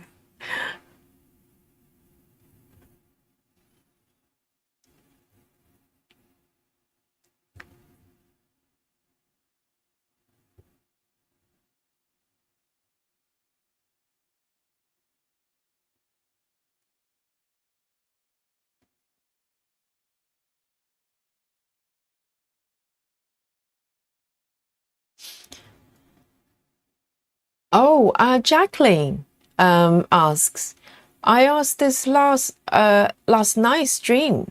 Where do you get your thread boards? By for your easy accessibility rolling chart, chair, table, or couch. Send us a photo. What? Oh, do you mean my setup? Or just my thread board? Jacqueline. Is that a question for me? And apologies if I missed it last night. I miss comments all the time, so you probably get used to it.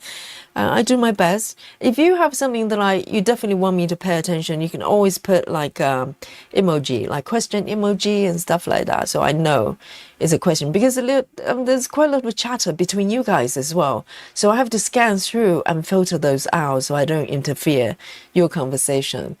So sometimes I filter out the wrong ones as well. So if you're talking about my thread board, I can show you quickly. So I've showed this before, and some of them have created very similar ones. And it's really, really simple in concept. So normally when I'm working on, majority of them are the single strand. CXC or DMC, I have a board that looks like this. Okay, I'm going to slide it over. So I've got the full set of DMC numbers here. So it's quite big, this one. This is a full size of all the DMC number, including the first 35 as well. So what I do is, as I'm working, the leftover piece, I would just leave it on the needle and dock it based on the number, thread colors. It's really simple systems. And this board is actually the ironing board that you can get from Amazon or anywhere like that. It's quite common. It's like felt based ironing board, and they come in different sizes, so it really depends on how big you want to make them. You can make the text smaller and bring the strips a little bit closer, and you can make a smaller one. So I would recommend having a master board, so you don't have to switch around. So I've got one board for DMC, another one for CXC, and there's a smaller one for my Gecko Rouge project. So, and the great thing about these is that when you have leftover thread, you can just keep it on the needle till next time. So this board is shared by all my projects that uses DMC threads and with single strand stitches. So they're shared across the board. So one board working for many projects, and you just print out, or you don't have to print actually, you just have a strip of paper, cardboard I used, and just stick it on the board. And I made this board probably over 2 years ago, and it's still going strong. It's really, really sturdy, and that's it. So that's my board there, and this is my stitching stand tabletop. So this I use mostly for streaming because it's very stable, and otherwise I have a Lowry stand as well, but it wobbles, so I don't use it for streaming. So it's kind of quick and dirty intro for the stitching board there. So hopefully that helps.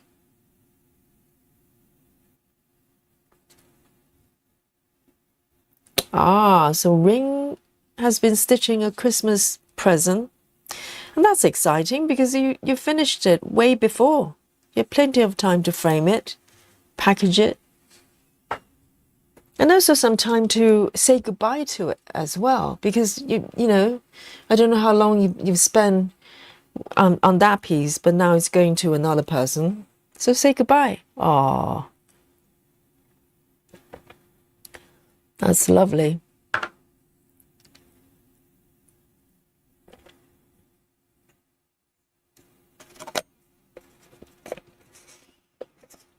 Silver says, I wish I could draw. So, you know, as I was a kid, I was the only girl in the house, in my family, and I have two brothers, and they all play with each other, and I was quite used to just, you know, having my own room, and I had to find my own entertainment, and I wasn't given that many toys. My dad was quite strict on the materials things, which turned out to be a great thing actually. because I wasn't spoiled with things like toys or anything like that. So I had to be quite creative and find ways to entertain myself. And I discovered that I could draw. And when I drew, I enjoyed it. And also people gave me praises, you know. And so it's kind of a self-feeding thing into it. So I drew a lot. And when you do something a lot, you tend to get better at it. So that's kind of how I started. So I love sketching. I love doing artwork and stuff. And that kind of carried on even through, you know, working on digital sort of platforms. And I just naturally want to kind of create things. So, but I think, you know, there's some talent involved, I'm sure. I'll be lying if I said, you know, it doesn't matter. But I say probably 50% of that skill is coming from training as well, just doing a lot of it.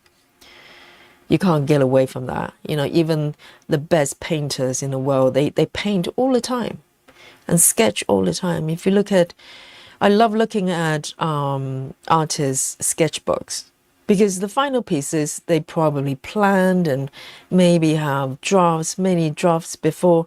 But if you look at their sketches, the sketchbooks, oh, they tell you a lot about how they work. It's fascinating.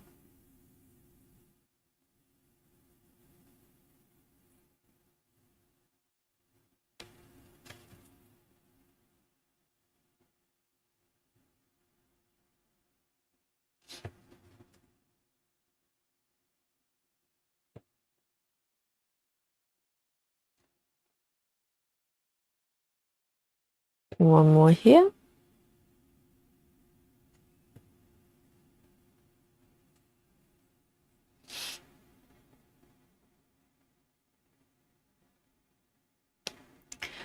Heather says there's a parallel in art and craft movements such as William Morris, which was a reaction to mass production.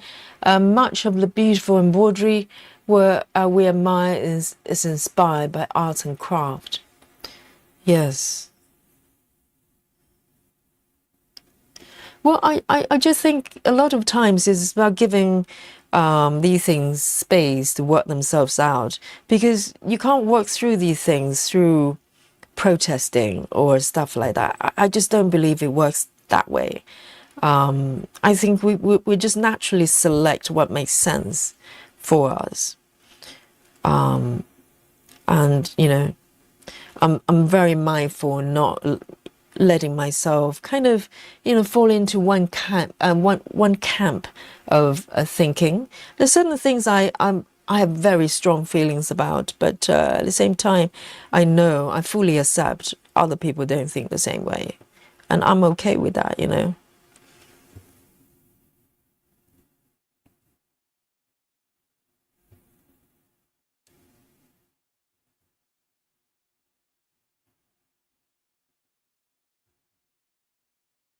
It's true.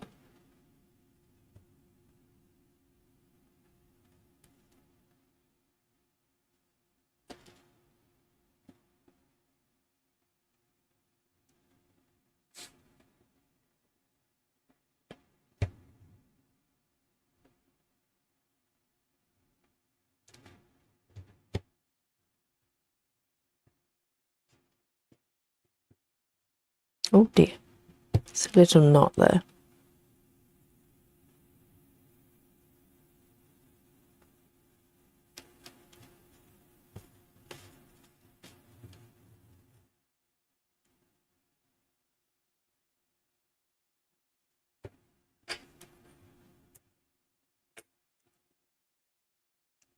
A15, back on my needle board.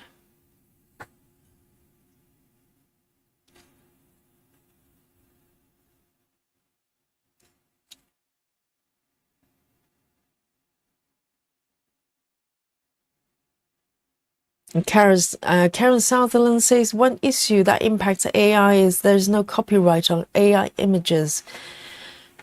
Yes, it's a murky area now, isn't it? Because, if you use even ChatGPT, the free version, one of my brothers, he's working in technology as well, so he's got a pro version, and your jaw will probably drop on what it's capable of creating and how fast.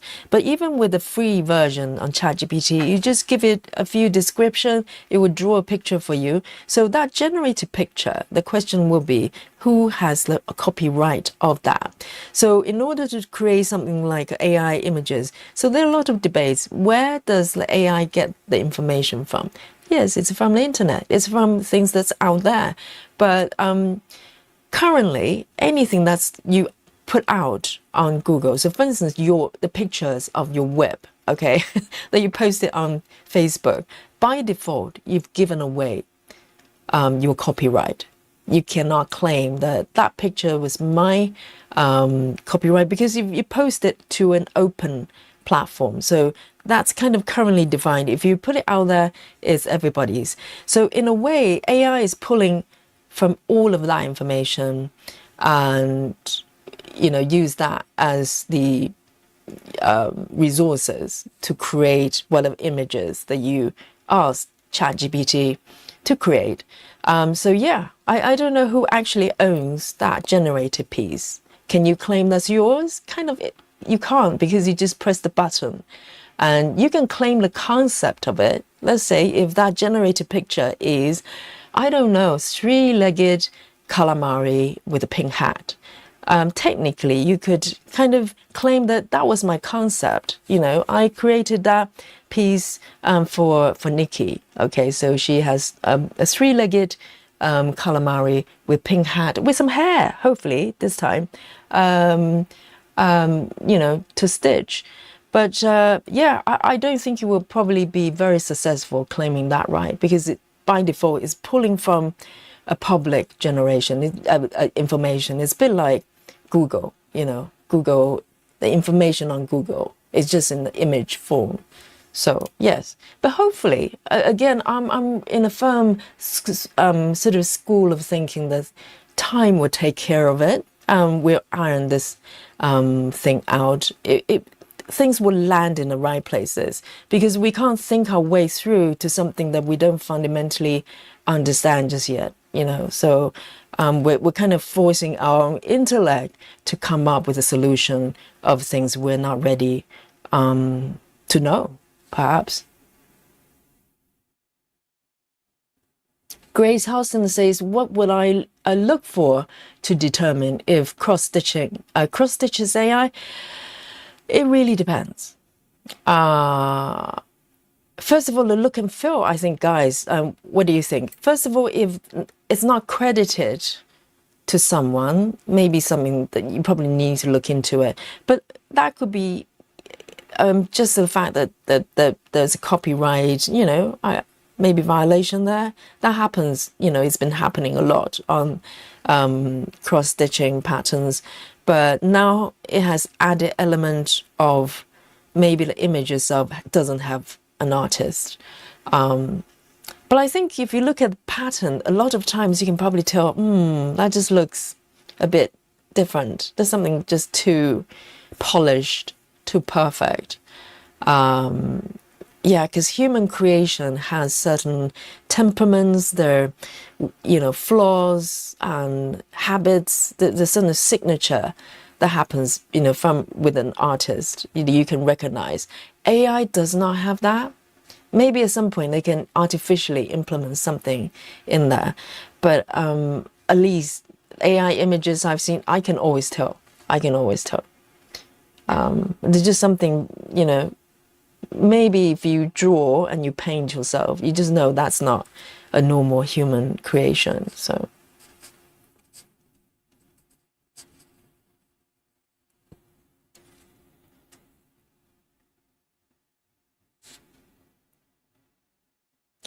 Rachel says lots of artists use AI and computer-generated images, and Chiramakiti uses computer-generated images in his artwork. So does Stitch is so beautiful.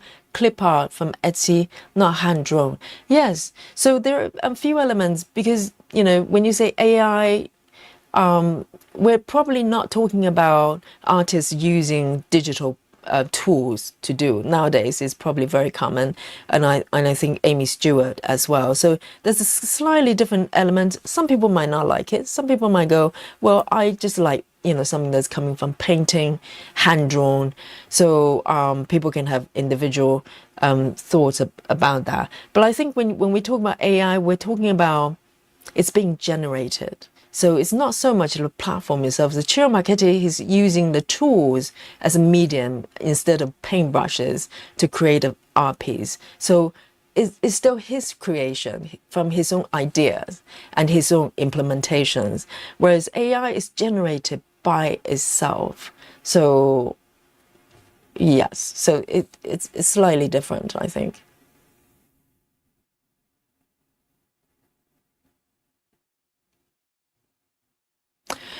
Beth says, Yogi, I'm also curious about your stitching setup and where you keep your threads organizers. Yes, I might do a, because it's been asked about quite a lot, bits and pieces. And I kind of, you know, just during the stream sometimes, just like I did, you know, show my board, etc. I might do a stream for that. You know, now we have Saturday, double stream Saturdays. We can keep that going and maybe have an earlier slot that we use it for certain demonstrations, and I can make it as one of the streams, and I can just go through how I set up my space and maybe for your reference. So yes, that would be an idea. And also maybe whip parade at some point, you know, whip parade stream at some point. Some people have been asking about that as well, so we can use Saturday for that. Right, the next color, let me pick the next one.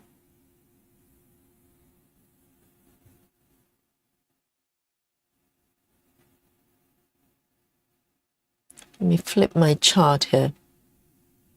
I fancy doing a few bits and pieces of the green as well. Bluish green.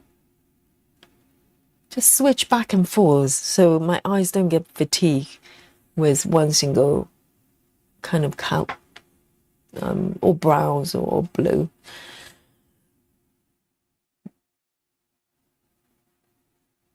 Right, 747. I'd be surprised if I get a spooky bingo for this one. It's not the most commonly used colors. 747. 747. Let me take a new strand.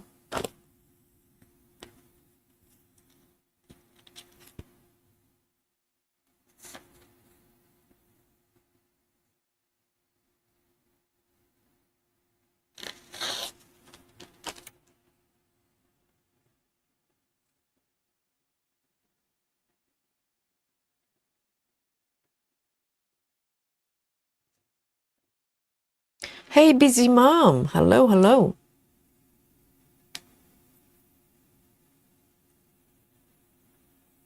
So busy mom went out for dinner with her daughter. How nice. Mom and daughter bonding is the best.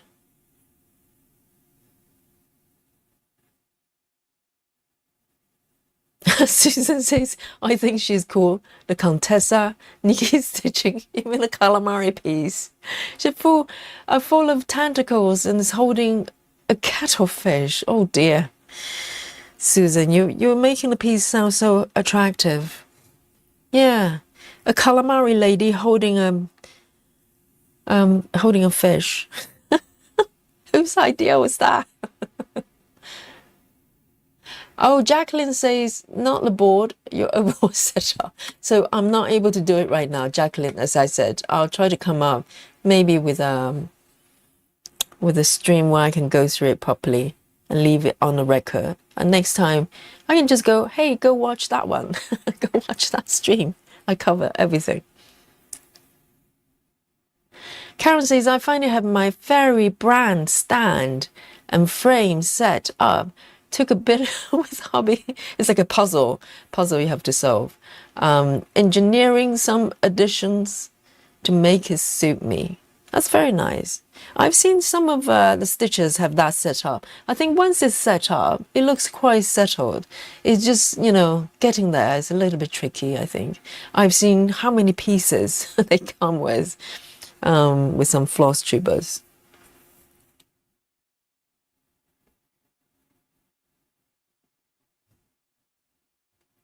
Here, so a little bit of a stitching territory. I think we're kind of close, but hopefully not too bad. It looks slightly darker on the chart there.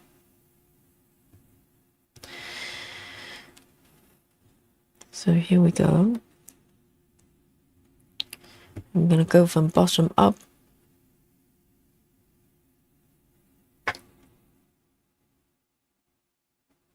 Oh, Bess, yes. Bess says, I would definitely wake up early for a web parade. Yes, we might do one of those. So I'm thinking because the number of webs I've got, we might break it up in multiple weeks. Just do, you know, a few at a time so I can go through it thoroughly. And yeah, it should be one of those double streaming Saturdays that we can cover those. Laura says, do you have any of your artwork that you can show? I do have some stitches, not stitches, some, not right now. I don't have them accessible right at this moment. But I do, I used to do a lot of stitches, I kept saying stitches, sketches, and live drawings, that kind of stuff. I love drawing human figures, so I love the live drawing classes that we have. I might dig out some stuff, but you know, I haven't sort of draw by hand for a little while. I mostly do some, you know, digital stuff. But yeah, I'll see what I can dig up if you're curious. I have some of them pictured and scanned as well, but I need to dig them out.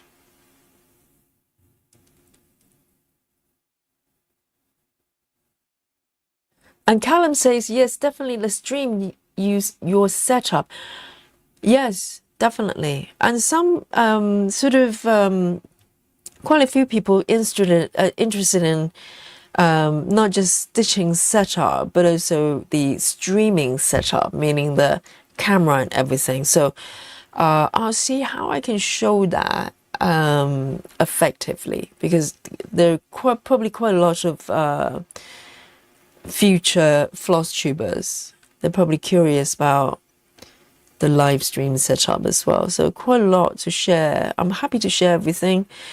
Just try to come up with a more effective way of showing it, so you get all information. So I'll make sure I put it on my, you know, on my list of the streams to do. The special theme. So we have a regular stitch with me every day, and then occasionally I'll do sort of special streams like the Emma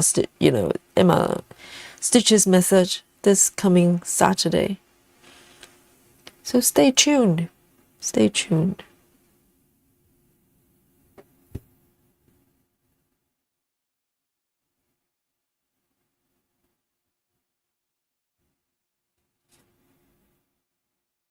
Susan. Oh, this is where Susan's mind goes. Susan says, human figures, including eyes. Well, I'm trying to think, because my style is really loose. That's why I like Kim Jacobs. Not like her style at all, but my natural style. I used to paint with my fingers. I'm very tactile with the way I work. I'm not that great with brushes or pens. I just dab paints, and then I kind of just move my fingers and I paint that way. And so it's got a quite distinctive style. And but it's just my natural way of painting. So in a way, because the way I work, the eyes are very, not, how do I put it? You can't see them very well. I don't draw big faces, you know, so that kind of thing. So don't worry, Susan. I don't draw big eyeballs, if that's what you're implying. Busy Mom says, I would love to see your live setup. Yes, yes, it takes a little bit of tweaking, to be honest, till I settle to where I am. But I'm 100% happy to share everything, because it might save you some time. It doesn't mean my setup works for everybody, but at least you have a reference point in terms of equipment and positioning, etc. So, and once you get it, it's a lot easier. It probably takes some time for you to tweak back and forth, but you know, when you find the right setting, things are a lot easier. So be patient, and I can start off with a setup for the stream. I can just list out the equipment I have and explain how I use them, maybe incorporate some pictures and post them on the Facebook to start with. And then when we get a chance, I'll probably walk through it during the stream, so you get to ask questions as well. So that will be a plan, I think. Oh, Bears has joined Yogi Squad. Welcome, Bears, to the club. Yes, we have membership for you to support Yogi and yourself because you get the emoji. Special emoji that's designed by me. So if you want to see my artwork, look at the emoji first. So welcome, Beth.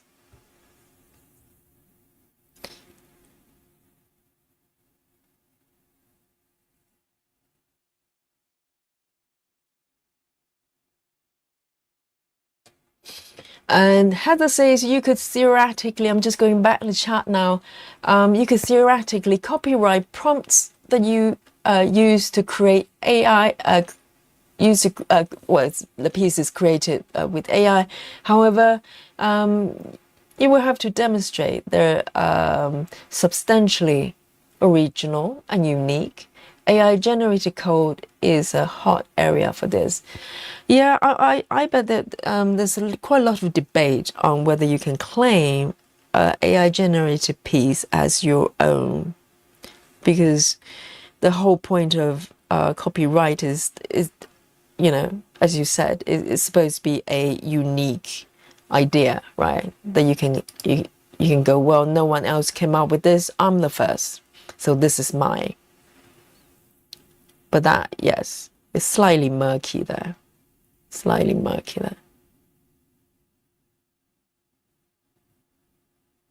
Yeah, Callum, you can try that with ChatGPT, even the free version. You can create, you know, if you go, well, ChatGPT, can you create a ginger kitty wearing a hat and smoking cigar? And you just wait for a couple of minutes and it will come up with something. And it looks totally convincing, you know, fully grounded on, you know, not floating and looking weird. It will create a kitty that fits that description. But then the question would be, can you go and, you know, claim this is my original artwork?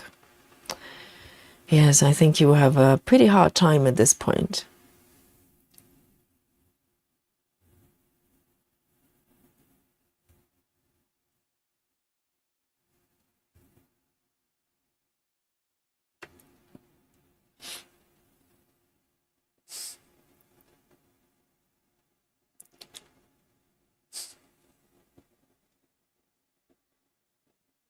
And Karen says there have been court outcomes that have resulted in finding that the creator of AI images does not own copyright, basically finding that it's not original work.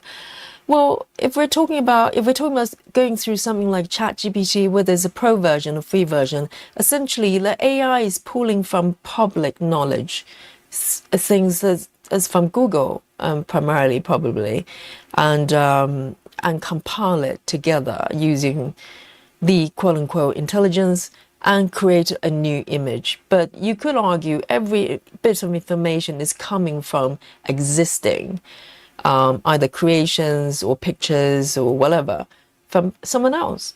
Even though, of course, someone, they will argue that it's public property. So because if you publish anything to a public social media, it's by default a public property. You do not own it anymore.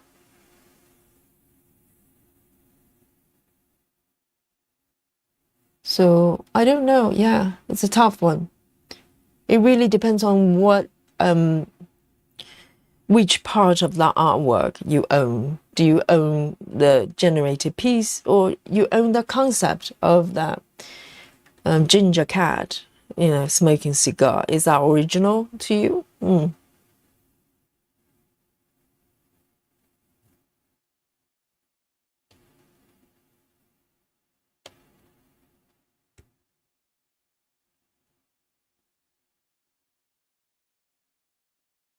1, 2. The stitch is looking a little bit weird.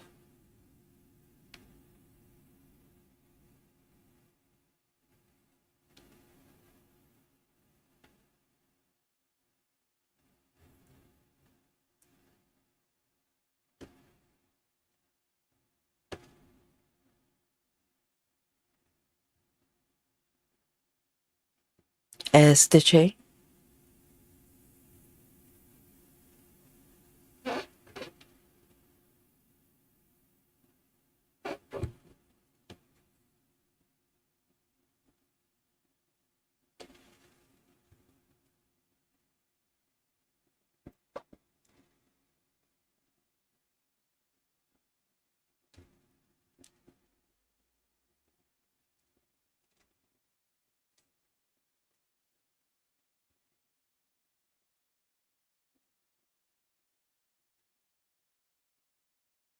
I'm going to do a couple more of these.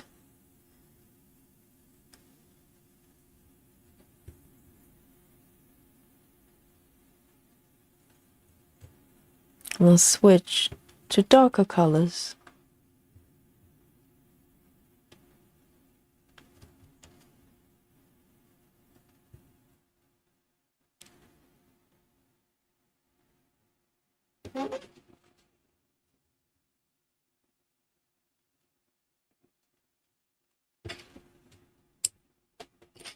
Here we go. 747. Let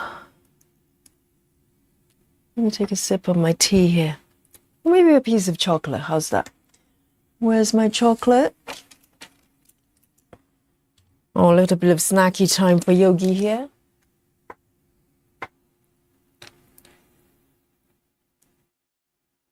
Let's replenish a little bit of energy here. And let me know if you're snacking. Okay, bring your snacks. Snacky time. There you go. My usual dark chocolate pieces.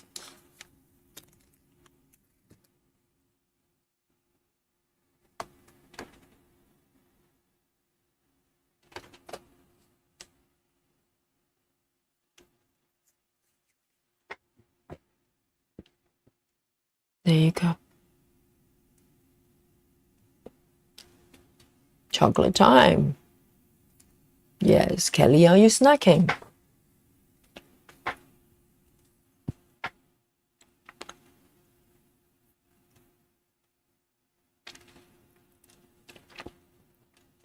Right. Let me do a couple more colors. I can't believe it's nearly 2. Oh dear. Here we go. But I fancy doing maybe 2 more colors. 817. 817.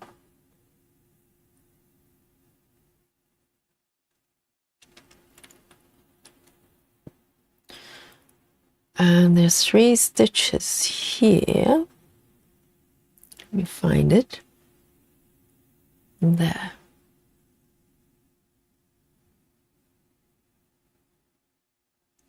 Kelly M says I'm suffering through my Chinese food. Um, no, you're enjoying Chinese food, not suffering. Oh, hello. I think we've got a new joiner, have we?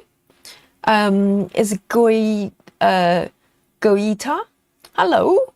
Welcome. I like your pig, little doggy. Welcome to the chat.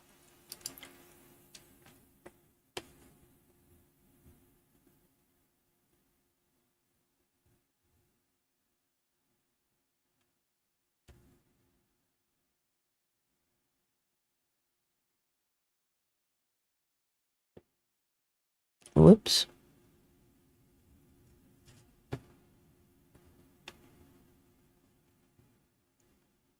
So there's 3 stitches there. I'm going to do them and then end the thread and take it to another location.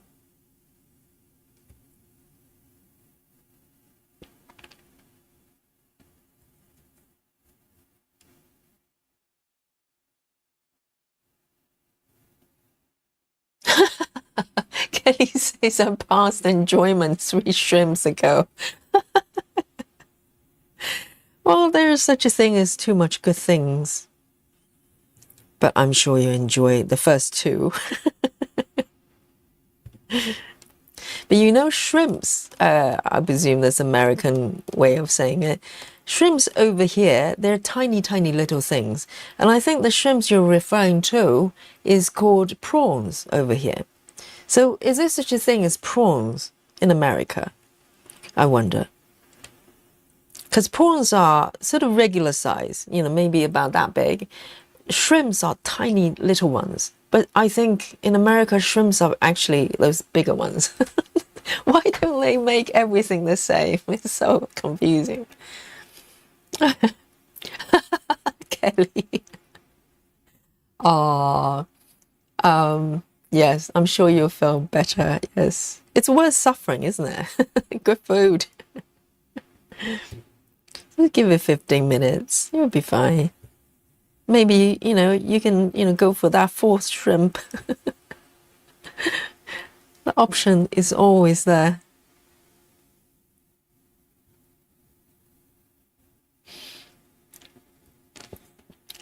Okay, so you say stitching time is done for me tonight. Happy stitching, everyone. Till tomorrow, yes, indeed. Tomorrow we have double stream waiting for us and LKC 99.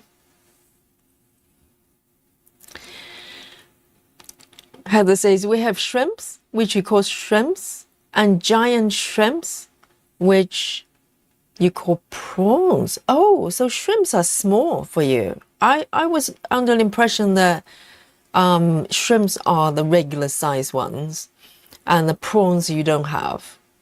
So hang on, let me read it again. We have shrimps, which you call shrimps.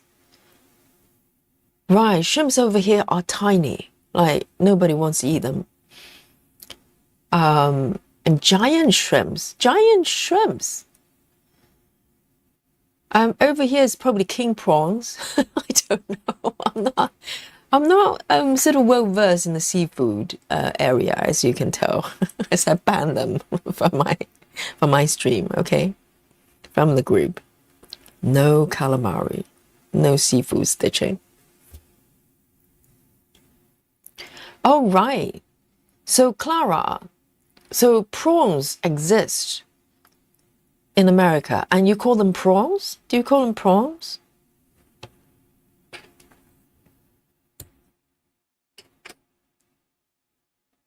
Kelly says we have both. These are small prawns, or maybe big shrimps. I'm trying to get my head around. Small prawns. So prawns are big for you. Prawns over here, they're regular sized. Well, regular size is comparing to what? I don't know. Yes. And they're king prawns, obviously. They're the kings of the prawns. That's how much I know about seafood. Okay. Ah. Kelly just can't bear a thought of the prawn talk, the shrimp talk. Kelly's going, oh, let me just leave the room for 15 minutes.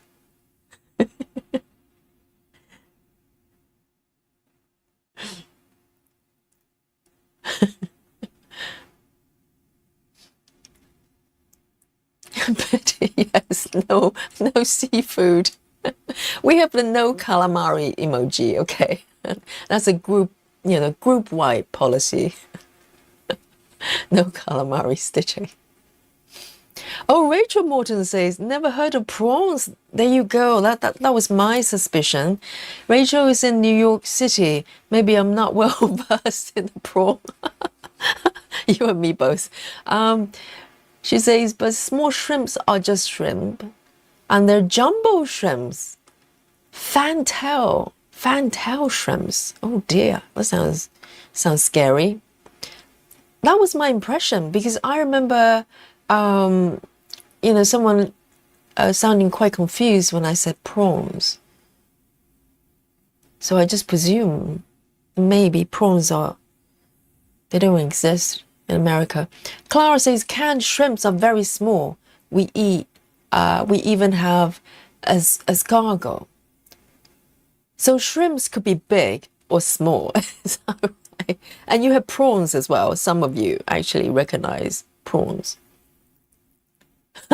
Beth says, we call the big boys prawns here in New Zealand. Okay, New Zealand, maybe they're more similar to the UK and Australia too. Yes, that. Okay, all right. So you have prawns there. Yes, America seems to be divided because Rachel in New York never heard of prawns, but the other ones seem to know what they are. So it's probably regional as well. Laura says, same Rachel. I'm in New Jersey. So in New Jersey, so the prawns don't exist. Prawnless. And Clara says jumbo shrimp. So if shrimp and prawns, they're interchangeable, then jumbo shrimp will be jumbo king prawns. Oh, I think occasionally see jumbo prawns as well. But it's hard to say, I'm not sure whether they're formally called that or just, they're a little bit bigger, so they just call them jumbo. I'm not sure that but I'm sure king prawns are actually a thing. I only know the king prawns because occasionally I buy them for Dolly.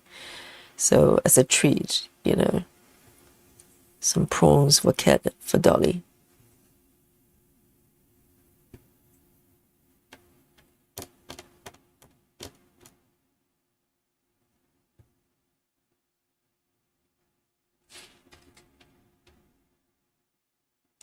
And Rachel says, I worked at Charleston Crab House in college. We didn't have anything referred to as prawns.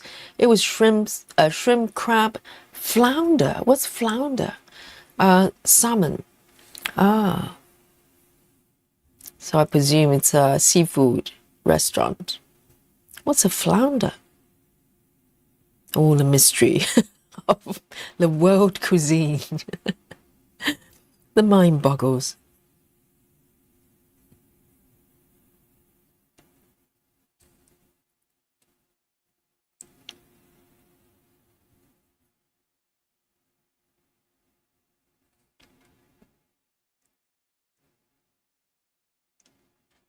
Snowy, do the king prawns have crowns? Yes, they do. Yes, golden crowns, just like our emoji there. There you go. Can someone show Snowy what a golden crown looks like? The emoji, the new one, special edition for Christmas for members. Yes, those prawns, king prawns, have those crowns there, just like what we have on an emoji there. So they wear a golden one. So when you eat them, you have to be very careful. You have to remove the crowns, and so you don't break your teeth. Look at this chat. I know. This chat has just gone rogue. Yes, there you go. Yes, the king prawns were one of these, okay? Maybe two at a time. Depends. The jumbo king prawn, maybe wear 2 crowns like this, okay? So there you go. There's a bit of information about prawns for you.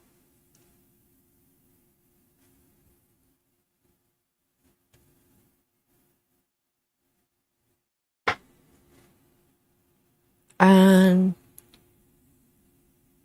I think I'm probably going to make this color the final color. I'm just looking at the time. 2 a.m. guys, I ask you.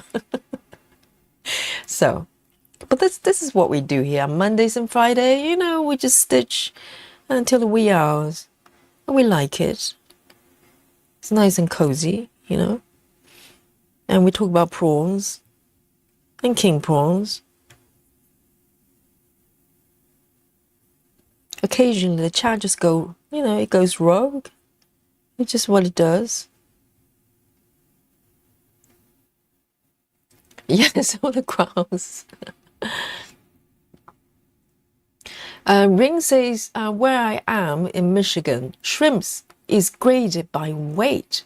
Size 50. Okay, size 50 is 50 shrimp per pound. Size 20 is 20 per pound. Oh, interesting. So, but both of them, whether it's 50 per pound or 20 per pound, they're all shrimp, right? So you don't have prawns. I see. See, things we learn about shrimps in this chat. And even though we have no seafood policy, okay, no seafood stitching policy, we're allowed to talk about seafood. Okay.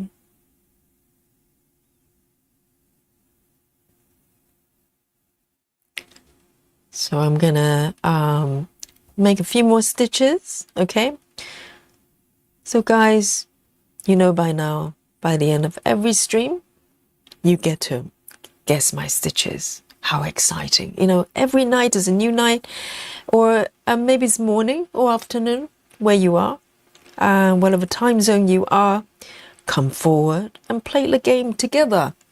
And if you're wondering, you've never been here before, and looking at this strange people in the chat, you know, talking about seafood and play guess my stitches, and basically just come forward and come up with a number and guess how many stitches I have made during this stream, from, you know, the beginning of the stream up to this point. And I'm still stitching, okay? I'm probably going to make 3 more stitches. So you have some time to come forward to offer your number, your submission there. And every night we have a new winner. And some people are really cunning. They win multiple times. And everybody has their strategy, okay?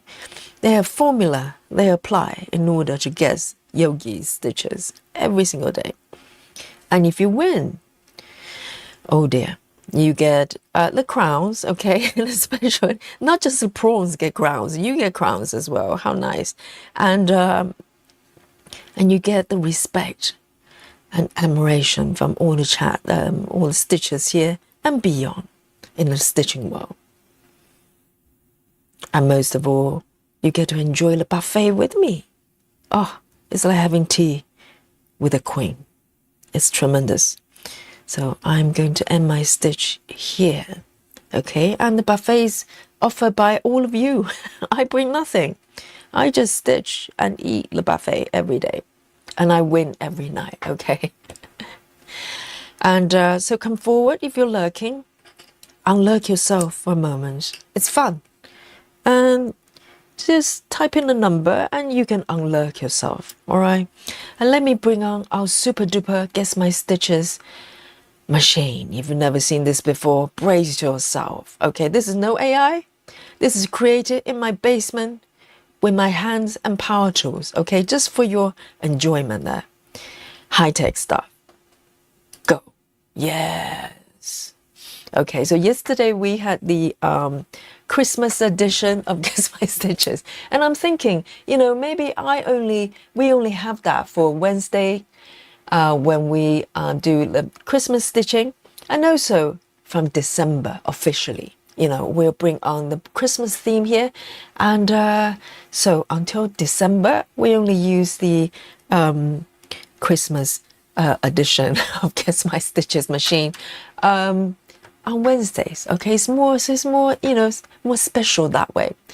So, and you still have a few moments, okay? You're not too late. Just come forward, and I'm going to zoom out a little bit and give you a very quick recap of what's happening today on my fabric here. So today I'm stitching this piece called the Winter Reading Nook. It's a Max Colors version by Aimee Stewart, Heaven and Earth. And it's a regular size. I'm stitching on 25 count, 1/1 full cross. Okay, no controversy there. And as you can see, my little kitty's looking back at me. And the last maybe 3 streams, the previous 3, I've been slowly moving toward the second kitty on the left here, nice and slowly. And I'm really enjoying it. Really enjoying it. I'm loving 25 count all over again, falling in love. And so let's have a look at our numbers here, okay? And I cannot wait to see who's gonna win tonight, okay? Every night is a surprise. Sometimes we have a double winner, triple winner, so it doesn't have to be spot on. We're just trying to find the closest fit, all right? So let's go through the numbers here. From the top, Betty Hankins 243, Susan 275, Bess 222, Ring 196, Kelly 265, BLT 234, yes, our Betty, and also Karen 190, Unlearned 200, Rajal Unlearned 200, and Grace Houston 275, and Belena as well 253 shrimps, yes, and Belena has been listening carefully. I like it. And Clara 300, 2 Snowy 200 plus 20 king prawns with crowns. Yes, absolutely, you're allowed. And Lizzie 214, and prawns are shrimps. We're still talking about shrimps. And Callum 227, Heather 198, Rachel 276, Rochelle 304, Frida 186, Busy Mum, and 255, and Cadence Unlurked 188, I like it, Natty 268, and oh yes, Susan, I can always count on Susan. Susan says, finding my southern route 247, yes indeed, that counts too. And Goita, our newcomer, 256. Well done, guys. Are you ready to find out who is going to be our winner tonight? And maybe we have multiple ones. We don't know, do we? And every night is a surprise. So here we go. The app that doesn't lie, okay? Oh yeah, this one still got Christmas on. Let me turn it off. Just pretend you didn't see that, okay? And here we go. We're professionals here. And let me zoom out a little bit so you can see the kind of completed area currently I am. Just give you some idea where I am on the fabric. Let me zoom all the way out. This is the entire piece. So not bad. And here we go. There you go. I forgot to count down, but you got it. The number is 201. This is a grand total of the number of stitches I have completed while talking about prawns with you tonight. 201, guys. Who's the closest? Let's look through. Oh, Rajal. I think Rajal is 200. Anyone has 2? We have 2. My goodness. We have MM 200, Rajal 200. Anyone any closer? Any 201? If not, we may have 2 winners tonight. And MM has won before, haven't you? So, and Rajal as well. And back in America, and back to victory.